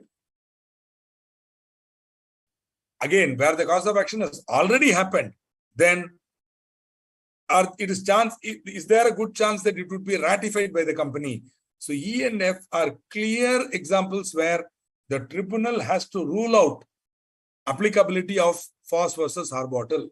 The tribunal has to totally satisfy itself that Foss versus Harbottle cannot apply. It should be a matter where what is proposed to be done by the management or the directors is something that even the majority of members will not agree. Only then you can go. Or of course, you should show that when can it not be ratified? If it is ultra-vires the company, if it is ultra-vires the memorandum of the company, if it is ultra-vires the Companies Act, then even all the members cannot ratify it. Therefore, tribunal can give relief. But it is something which is capable of being ratified and has been so ratified or will be ratified, then no point in having litigation about it. Okay. Now, whenever a application has been made for class action, a public notice should be served. On the application, public notice to all the members or depositors of the class. So once a class action suit has been received, application has been received, the tribunal will give a public notice in the official gazette addressed to all the members or depositors.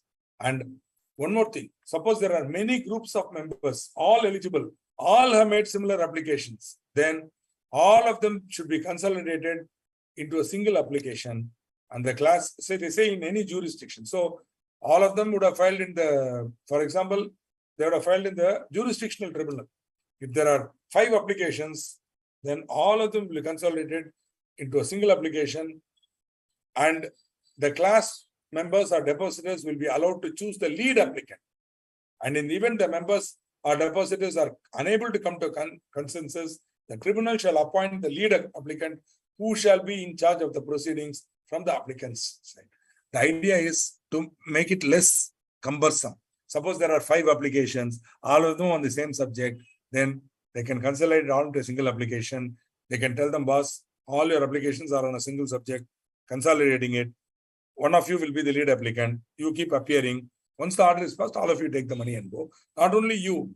Once the money is given to the applicants, it has to be shared among all the affected people.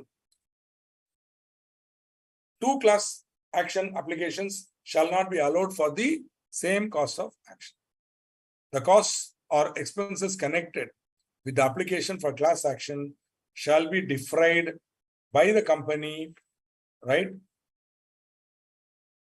Or any other person responsible for any oppressive act. Suppose they succeed in the class action suit, then here they are very clear. The cost, the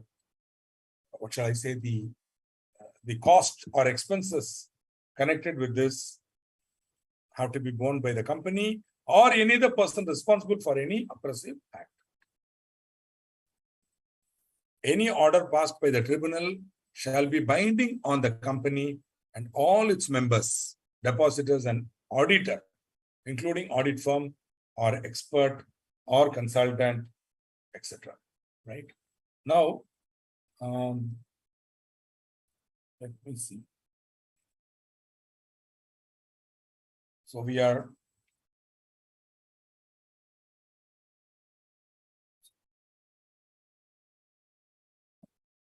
reached a point that let me pause here or maybe complete this. In case there is any contravention of 42, 45, there will be a penalty of 5 lakhs up to 25 lakhs. Officer in default, imprisonment up to 3 years or fine which shall not be less than 25,000 up to 1 lakh. If any frivolous or vexatious application is being made. Frivolous means not serious, just to irritate people, waste time. Then the tribunal will record the reason in writing, reject the application, and make an order that the applicant shall pay to the opposite parties the cost not exceeding 1 lakh rupees for their unnecessary trouble of appearing and wasting their time. So there we go. Which is why this is a very good protection for the company to prevent frivolous or vexatious. Vexatious means the intention of the applicant is to irritate or to waste time. Frivolous. Okay. So making, for example, if we are talking seriously on some subject, one gentleman alone stands up and says something comical or jocular. They say, come on, don't be frivolous. Yeah, we are talking something very serious. Okay, let's not be frivolous. Don't try to convert it into a joke like that. Okay. Class action suit cannot be filed against a banking company. Why? Because banking companies come under the Banking Regulation Act. So if you are a depositor of a banking company, you will not be coming here. You will go under the Banking Regulation Act, where there is a clear-cut provision, where there's a rush on the bank, what to do. The reason is banking companies are special. Suddenly, if some 5% of the depositors go there and create a big rumpus, the confidence in the bank may be lost, and the bank may have a rush on it, which would automatically collapse the bank. So they say class action suit will not be applicable for, you cannot have a class action suit for a banking company. Okay. Now, my dear friends, permit me to call for a small break, right? A small break in terms of, just give me 1 minute. Yes. Yeah, it's now 7:45. So I will call for a small break. Let us be back by 7:45. 8 o'clock sharp, we will start again. There's very little to be covered. I will finish that. Then I will take up the questions relating to powers of the board. And we will try to work it out. And then we will move on. If you have any queries, you can feel free to put it up on the query pad. Okay. Mr. Nisar, can we have a break, please?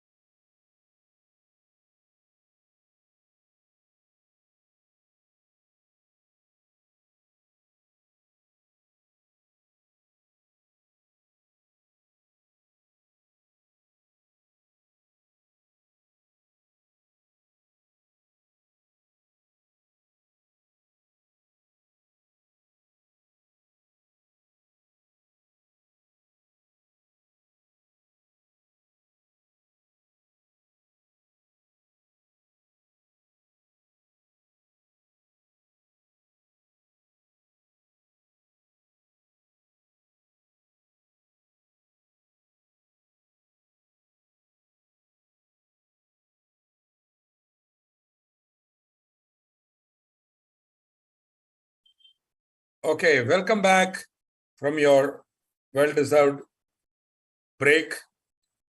Going on, there's a question from Mr. Srivastava, which he says, can ultra-vires MOA but intra-vires Companies Act be ratified? Will have alteration of MOA would also take place. See, to answer your first question, which is easy and which is very much within the principles of company law, an act which is ultra-vires memorandum cannot be ratified. Okay, it's a doctrine of ultra-vires. It may be intra-vires the Companies Act. Actually, what you mean by intra-vires the Companies Act is actually what you're trying to say intra-vires, because normally we don't use the word intra-vires Companies Act. There's nothing intra, because vires means power. So nothing is intra-vires. See, once it is ultra-vires the memorandum, okay, forget what Companies Act says. If your memorandum says something, you can't do something beyond. The company cannot do. It's not possible. All the members cannot ratify it. So straight away, cannot be ratified. Okay, that's why I said in this example, suppose the act is something which is ultra-vires the memorandum or ultra-vires the Companies Act or illegal, then you can, it is 100%, it cannot be ratified. Okay, therefore, this is one case where the tribunal can take action. But if it is something which is well within the memorandum and powers of the company and not violative of the Companies Act, so that's the second level clearance you have to see. If it is ultra-vires the memorandum, see, if it is well within the memorandum, then you have to ask the question, okay, it is within the memorandum, but is it within the Companies Act? So then you have to see whether the Companies Act specifically prohibits. Okay, no, then you can proceed. Regarding alteration of memorandum, you can always alter your memorandum. That's why I gave you a classic example where even though the alteration was agreed to by a special majority, the way they did it could have been intentionally sort of, but then that you have to really prove, that you have to show that the intentions of the management were to alter the memorandum prejudicial to the interest of the company. So the bottom line would be, was it prejudicial to the interest of the company? Then even the alteration can be set aside. We saw that now. They can do it. Okay. But something which is ultra-vires the MOA cannot be ratified by all the members. This is my understanding. The order passed by the tribunal shall be binding on the company. We already saw this. We almost come to the end of my slide. I seriously am running with a lot of time to go, but let's see. I will take up the meetings and powers of board. We'll discuss that. And also I want to share with you some inputs on how to answer questions, especially when you come to, because this would possibly be my last session in this month. I think this month or maybe in this session. I'm not really clear on that. So I thought I would use this session to slightly share some of my thoughts on how to answer problem-oriented questions, right? I already mentioned it. I'll just show you how to do it. Anyway, let's work out those 5 problems which I had uploaded. The, the assignment that I had uploaded for your meetings and powers of board. Let us discuss that in this class because we have a lot of time. Permit me to do that, right? So, subject to the compliance of this section, an application may be filed or any other action may be taken under this section by any person, group of persons, or any association of persons representing the persons affected by any act or omission, right?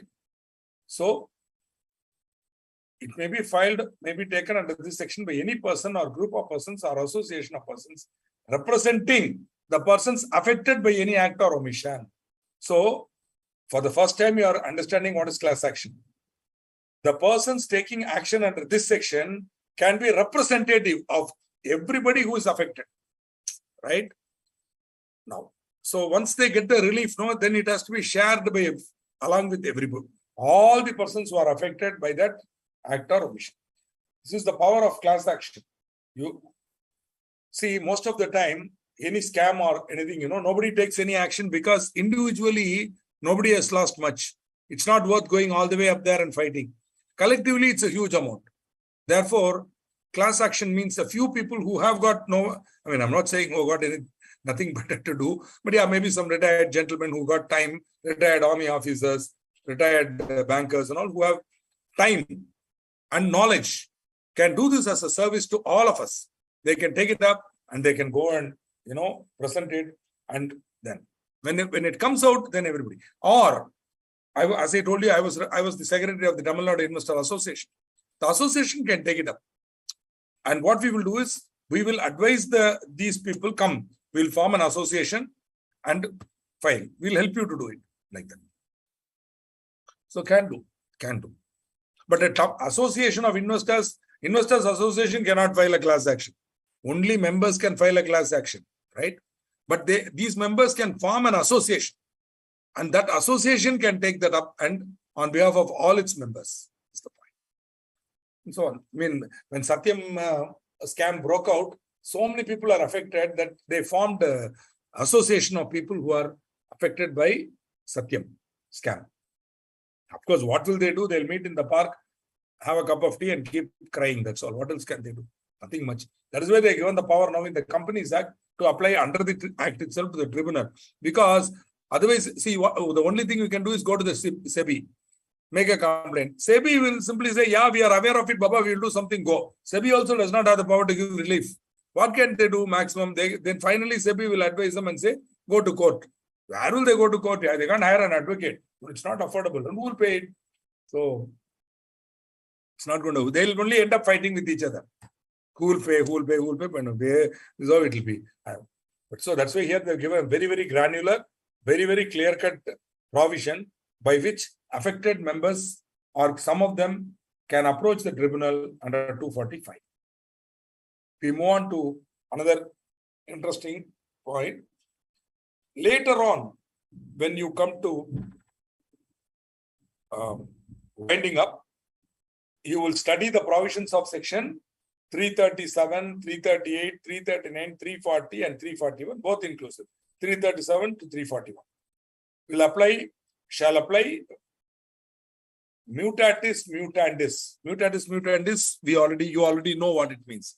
It means with such changes as may be applicable in relation to an application made to the tribunal under section 241 or section 245.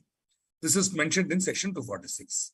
See, basically, these sections deal with penalties for certain offenses committed by contributories.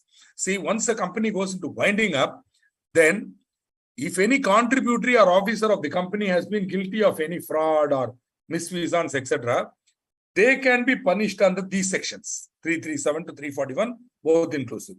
Those provisions with suitable changes, because that is in winding up. This is in application for operation mismanagement.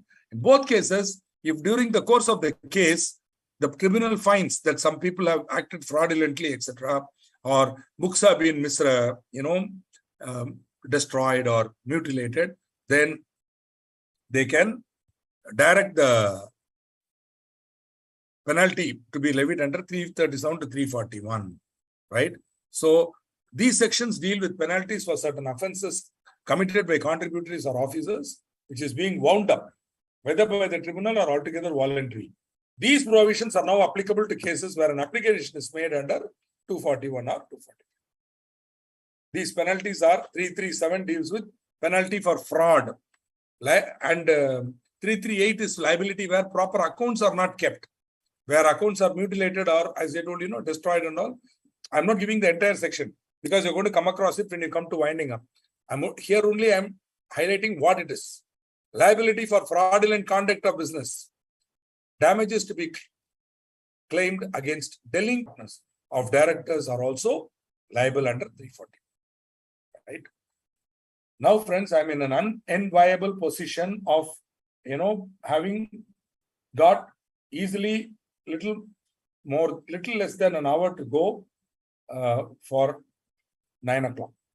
No problem. We will not bother. We will move on to operation and mismanagement over. I will pause for a few moments to look whether any query is there on operation. No problem. Just as I had uploaded the slides, I will upload this slide also. Those of you who are already downloaded the earlier slides, please go ahead and download this slide also, PowerPoint presentation also, and use it. So here we have Bonnie Joes coming in with the question, why is the central government involved with leave of tribunal in permitting a person declared as not? It's actually a good question you are asking, because see, earlier law provided like that. The earlier law 402, he could be removed. Now there they provided like that with leave of the central government.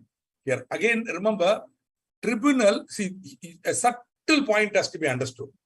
Tribunal is not an executive functionary. Tribunal is a quasi-judicial body. So technically, tribunal comes under the judicial wing, whereas your central government, which is the ministry and its functionaries, come under the executive wing. Okay. Now,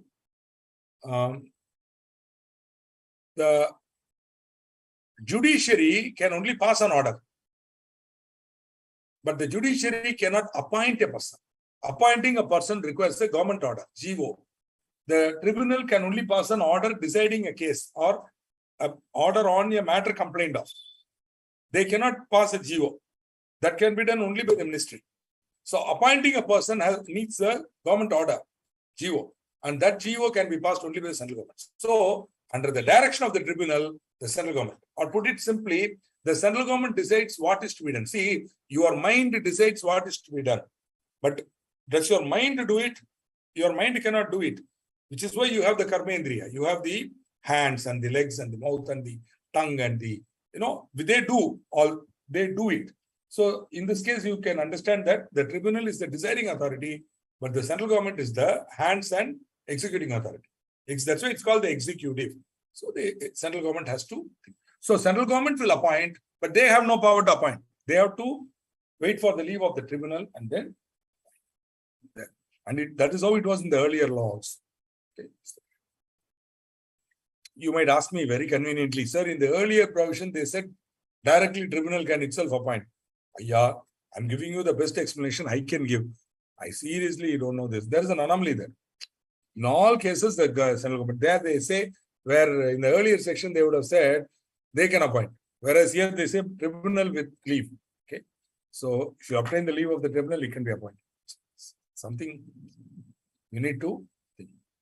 But that's how they have done it. So wherever they can give leave directly, you can obtain leave and appoint him. Where central government needs to appoint him, you have to go to the central government, make an application. Central government will apply to the tribunal for leave. And then once the tribunal gives leave, central government will give you a direction, a GO, which you will apply to appoint. Okay. I just typed that. What is it? What did you just type? I don't understand. Just type what?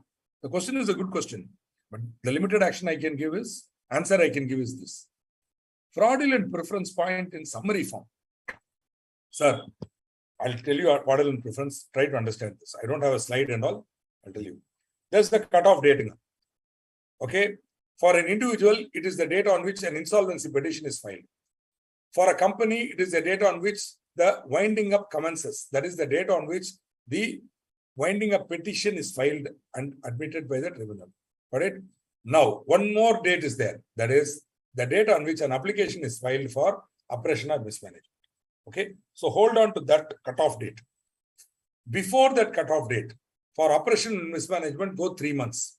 For insolvency, go 3 months. For winding up, go 6 months. You take that period. During that period, if there has been any sale, transfer, delivery of property, payment, or any other execution with relation to any property, that activity, that transaction can be declared as void by the tribunal if it is winding up, and that act has happened within 6 months. In the case of operation and mismanagement, that transfer or whatever can be set aside by the tribunal if it has happened within 3 months before the date of application for operation and mismanagement. So the idea is simple. You are the creditor or you are a member. You feel that the directors have done something that is prejudicial to the company, some transfer has happened. Then Don't wait. The minute you know about it, go and make an application to the tribunal.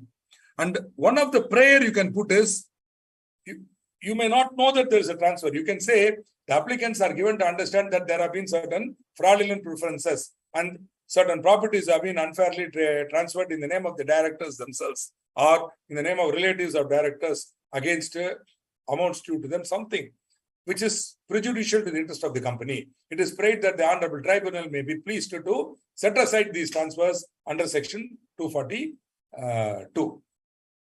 That's all. Then the tribunal will set aside the transfer. That is the essence of this topic. Same thing you will find in winding up fraudulent preference also. That's all I was trying to comment. Okay. Fraudulent preference means you are transferring some property, etc., to a creditor, which that property belongs to all the creditors. Instead, you are preferring some creditor over others fraudulently. That is called fraudulent preference. Okay. Hope it is clear, Mr. Srivastava. Good. So thank you for, this. Now, we'll move on to one more topic. Actually, in the previous section, it is not explicitly said that the tribunal, thank you, Mr. Srivastava. It is not explicitly said that the tribunal appoints. It's just said that no director will be without the leave of. Correct. So, not CG. Here, it is a good point, Bernie. You see what the idea is simple. Tribunal, you go to the tribunal, you are the director, and somebody else is the director. They go, they make the application. I'm a good boy now, etc. So tribunal says, yes, you are now a good boy. You have our leave to be appointed. Now he can take the tribunal order, go to the company, give it, be appointed by the company directly. But in the next section, what happens now? You cannot do that unless the CG permits you to do so. See, what the section says is not that CG appoints him. Sorry. I think I made a mistake there. CG doesn't appoint him. CG only permits. But they do so with the leave of the tribunal. So here what happens? You go to the CG, the regional director, or who, tell him, boss, I've been a good man. Please help me. Like that. Then immediately he goes to the tribunal and says, hey, this fellow says he's a good man. Hope we have your permission to do it. Yeah, go ahead. Okay. So the CG will come back and say, you are hereby permitted to be appointed. Take it. Go, run. So then he can go back to the company, show it, and get appointed again. Right? That is the idea. See, this is an escape valve given both to the tribunal, the central government, and to the director. See, in some cases, friends, I'm being very frank and open here. As a member talking to students of the institute, I'm being very frank here. Governments come, governments go. Policies change. Who is liked and who is not liked keep changing. So during one regime, a man might be unpopular. He can become popular in another regime. Central government consists of officers of government. They have no political allegiance. But whoever is in control now, they'll obey. Okay. So earlier regime, this fellow was not a popular guy. So case was filed immediately, hey, take this opportunity to chuck him out. Now he goes back and says, hey, come on. Now he says, hey, he's our known fellow. You must. So this is sort of an escape valve given to the tribunal and central government to bring him back. Okay. Just again a sort of a practical point I am making. And mere illegal invalid by company is not oppression. Huh? Why not? Something is illegal or invalid. It is not oppression because it is, where is the member involved here? The company is doing something that is illegal now. So that is mismanagement, prejudicial to the interest of the company, right? So that's where you have to go. Mere illegal invalid by company is not. No. I wouldn't say it is oppression because it doesn't strictly come under the meaning of oppression, but I would say it is mismanagement. It's mismanagement and relief can be given. But you have to show that the company will be committing something illegal or has already committed and is proposing to commit. And you can, okay, this is how you have to do it, right? And now, allow me to move on to another area where I just want to go back and go to meetings of board and its powers and then see if I can discuss those questions with you, right? So I had given you 5 questions, right? And I had asked you to work it out. So So this is one thing that we can go through quickly now and then see what happens, right? Yeah. Let me see if you have any answers, feel free to give it. Which of the following is not a power of the board to be exercised only at a board meeting? I'm waiting for answers.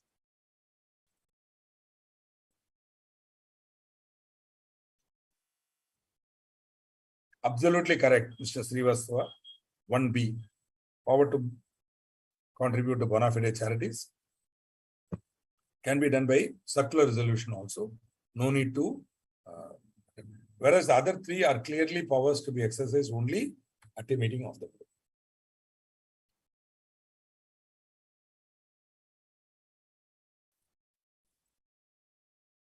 Sorry, this runs into 2 pages. Basically, note down the numbers on a piece of paper. The paid up share capital and free reserves of XYZ company limited, a public company, is 100 crores as on 1st April.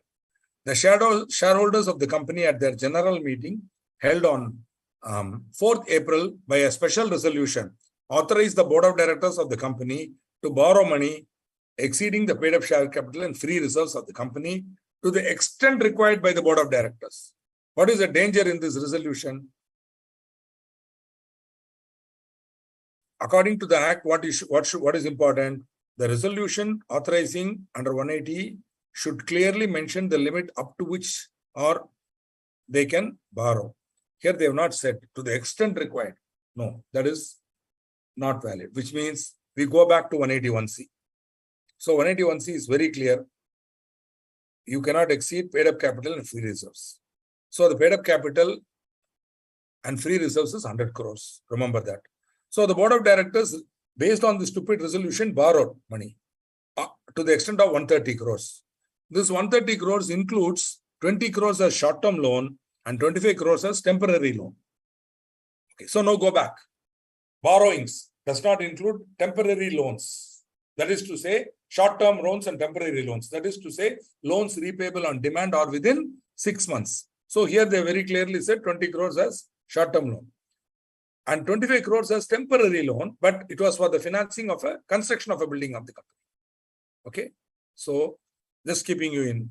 So please note down these numbers. 130, this 130 includes, 130 includes 20 short-term loan, 25 temporary loan for financing construction of building. Right? Now you have to give the answer.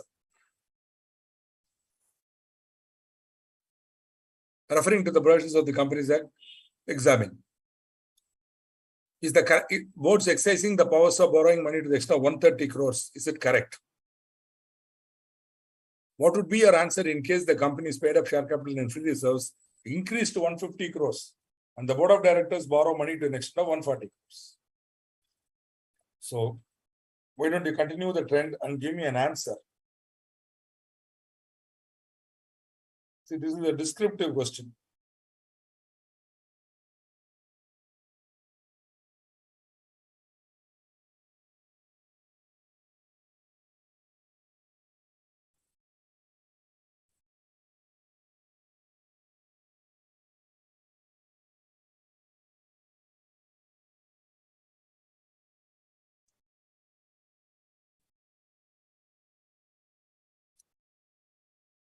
So I'm just waiting for one of you to give an answer.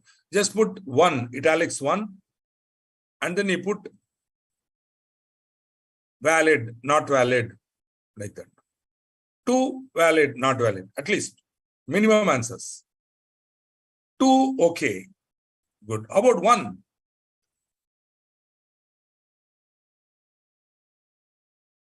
Two, okay. So 1, okay or N, okay?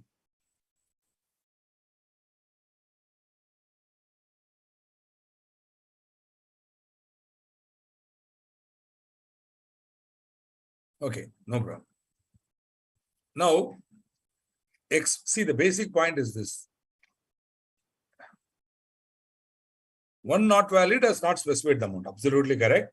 XYZ Company Limited has authorized the Board of Directors to borrow money in excess to the extent required.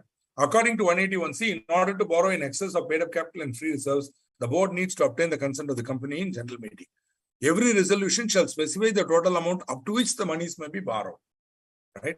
Now, what I have given here is a standard answer. I will also upload this in the portal so that you can get this is a standard answer. Okay. So in a way, I'm presenting it like this is the fact. Then the law. Then applying this. So in the case of XYZ, the resolution does not specify such total amount. Therefore, the resolution is defective as such. Now, what happens? How much have they borrowed? 130 crores. Out of this, 20 crores is short-term and 25 crores is temporary. Temporary loans, okay, we shall assume that the short-term loans are from companies' bankers. That should be excluded. So 130 minus 20, 110. Now, can I exclude 25? No, because specifically 181C says loans raised for the purpose of financial expenditure of a capital nature cannot be considered. So 25 crores cannot be excluded. Therefore, 130 minus 20, 110 is more than 100. Therefore, the board has violated the provisions of the Companies Act 2013 by borrowing in excess of paid up capital and free reserves. Now, in case it's 150 crores, no problem. That is straight away Mr. Srivastava says, okay, like that. So, Shailendraji, limit higher of 60% of paid up capital, 100% free reserve. Anna, this is intercorporate. This is not intercorporate loan. This is borrowing. Shailendraji, that is when you give a loan. 186, the limits you have spoken about is for you giving a loan or you making an investment or you giving a guarantee. You means the XYZ company giving. Here, XYZ is borrowing. Borrowing comes under 180, 1C, whereas lending comes under 185 and 186. Intercorporate loans, investments, and loan to directors. So 180, please, hope, shame on me. Sorry, shame on me. The way I taught that subject obviously is not fair. Sorry about that. My humble request is I've uploaded the slides. Kindly go through the slide. And I'm also informed that these lectures are taped. The videos are there. So kindly go through the video also and maybe fast forward some of the portions. Go to that and watch it. You will get the answer. Okay.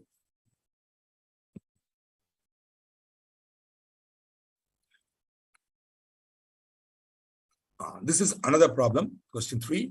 The last 3 years balance sheet. My humble request is, if you have your mobile on hand, kindly take a photograph of this. Humble request, because I may have to go backward and forward. So the last 3 years balance sheet of Alpha Textiles is given. So we have paid up capital, general reserve, credit balance in P&L account, debenture redemption reserve, and secured loans, right?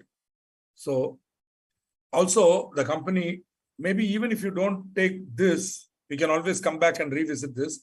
Just this is the net profit for the year as calculated in accordance with section 198. Again, for the same years, 19, 20, 21. In fact, pre-pandemic, during pandemic, post-pandemic.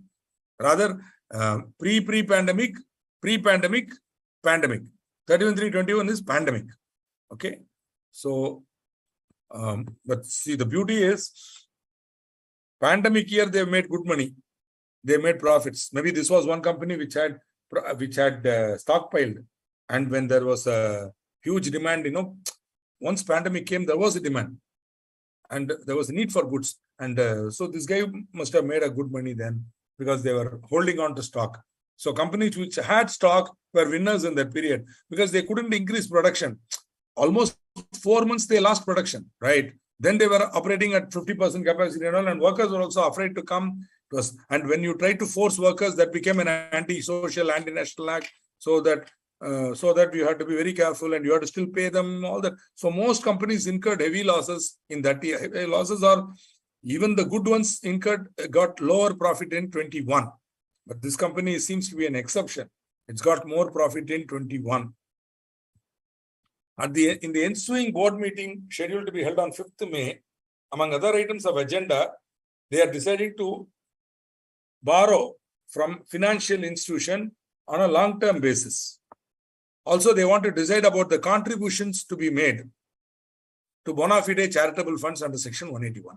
So they want to know, you are the auditor. They are saying, Mr. Auditor, we are aware that the Companies Act is very complicated.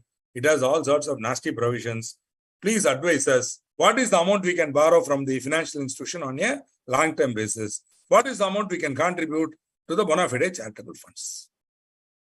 So can you tell me? I hope you have taken this down. I'll keep this open. So what is the amount which they can borrow?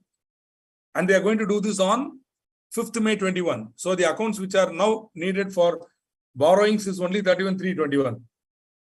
Correct?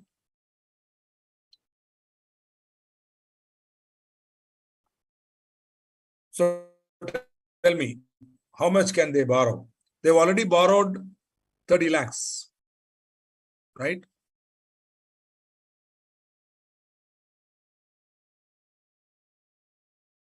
Paid up capital and free reserves. They can borrow up to the paid up capital and free reserves. Right? So you are required to find out the amount which the board can borrow from FIs and they can contribute without seeking the approval in general meeting. Now let's see. So for this, you have to see only 31,321, right? I'm going back there and I'm showing this to you. Paid up capital, yes. General reserve, yes. Credit balance in P&L account, yes. Debenture reserve, no. Not a free reserve. Not available for declaring dividend. The loan is 30. So what we need to do is total aggregate of paid up capital and free reserves is 1,35 lakhs, 135 lakhs. Now, already they have taken 30 lakhs. Balance 1,05 lakhs can be borrowed from financial institutions. Now, tell me what is the amount up to which they can make contributions to charitable funds. Mr. J. Srivastava said 1.1 lakhs. Let us check. So as you know, they can contribute a sum not exceeding 5% of the average net profit during the average net profit during the immediately preceding 3 years. So they have, what is that? 1250 plus 19 plus 34, 50, 66 divided by 3 is 22. 5% is 110. Absolutely correct. Thank you. Beautiful. I'm so happy. All of you got the right answer. Thank you. That's great. So that's it. But again, unfortunately, this is not mathematics paper where you can just give 1.10. You have to write all this nonsense. Right from this, you have to write. Okay. And you have to write all this neatly and you will get your marks. Now we come to the last question 4, not 5 questions, 4th question, which is AB Limited is proposing to enter into a contract with PQR Limited. Mr. A director of AB Limited, is holding 1% of the paid up share capital. Mrs. A is director of PQR Limited and is holding 25%. Is Mr. A an interested director for this matter? Should he disclose his interest under 184? Do you remember that exemption to 184? So long as no director of AB Limited is the director of PQR Limited, then since no director of AB Limited is holding more than 1%, because if there is a common director, then you are hit by 184. Since no director, assuming there are no common directors, no director of AB Limited is holding more than 2% or more of the paid up capital of PQR. So since Mrs. A holding doesn't matter. Okay. Now, does the transaction require approval under section 188? Yes, it does. Here, the relative holding will become a matter. Therefore, it is a related party transaction under 188, but does not need a disclosure of interest under 184. It's a very peculiar thing. You can please take this question and use the diagram I have given you, and you can try to get the answer. So this is the sum and substance of what I wanted to discuss with you. Rightly or wrongly, we have still got another 20 minutes more, 25 minutes more, but I'm sorry I've come to the end of my discussions. I have nothing more to share with you. One more thing I'll share, and then we can close for the day, which is I wanted to show you just one small suggestion. When you're writing an answer in the examination, please understand that there are, I told you, 3 types of questions. You have a pure theory disguised as a problem, and a pure problem. Now, pure theory questions, rarely they will ask you in the exam. Impossible, forget it. Theory disguised as a problem, yes. It will be worded like with names and all that, but finally read the last line, you will find they will give they'll say, what is the procedure, or advise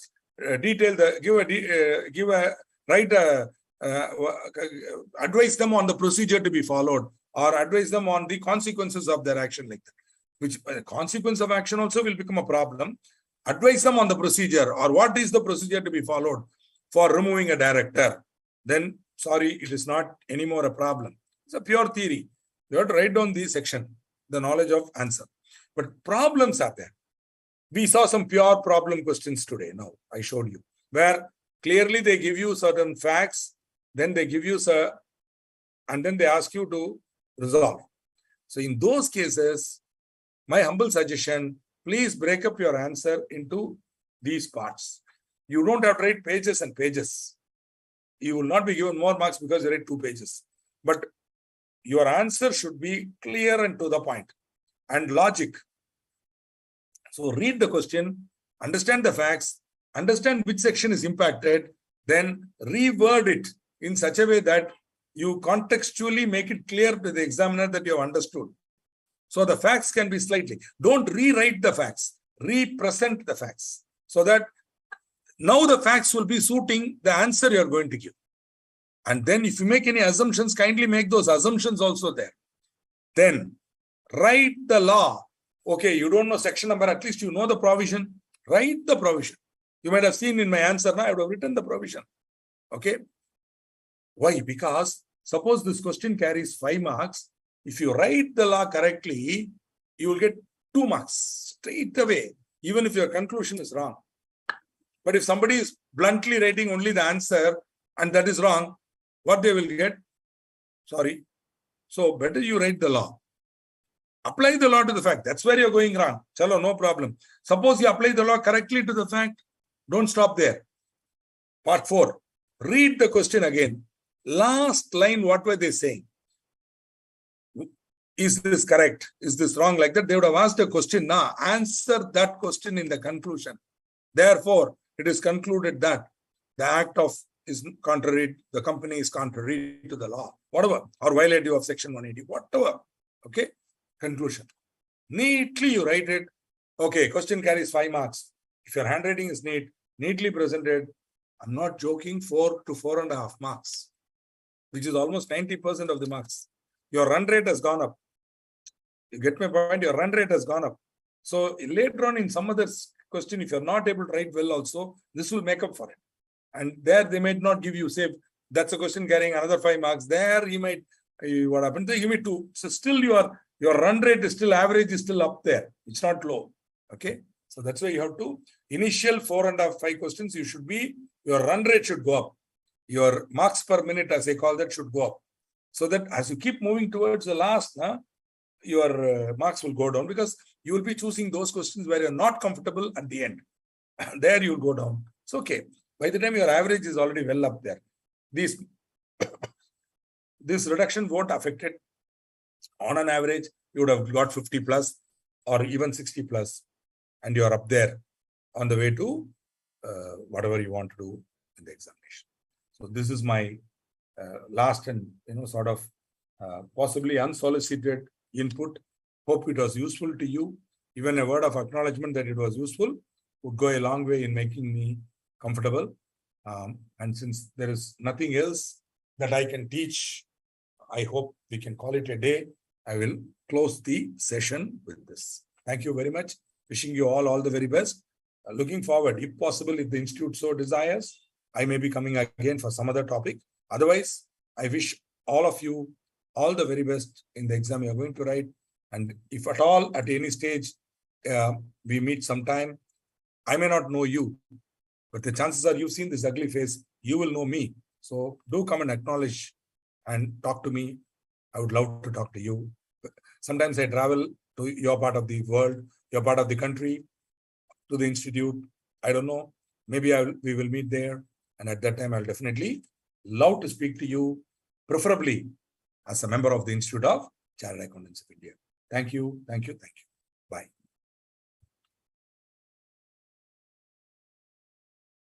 No, sir. Class, actually, the topic is completed. So I'm closing the class.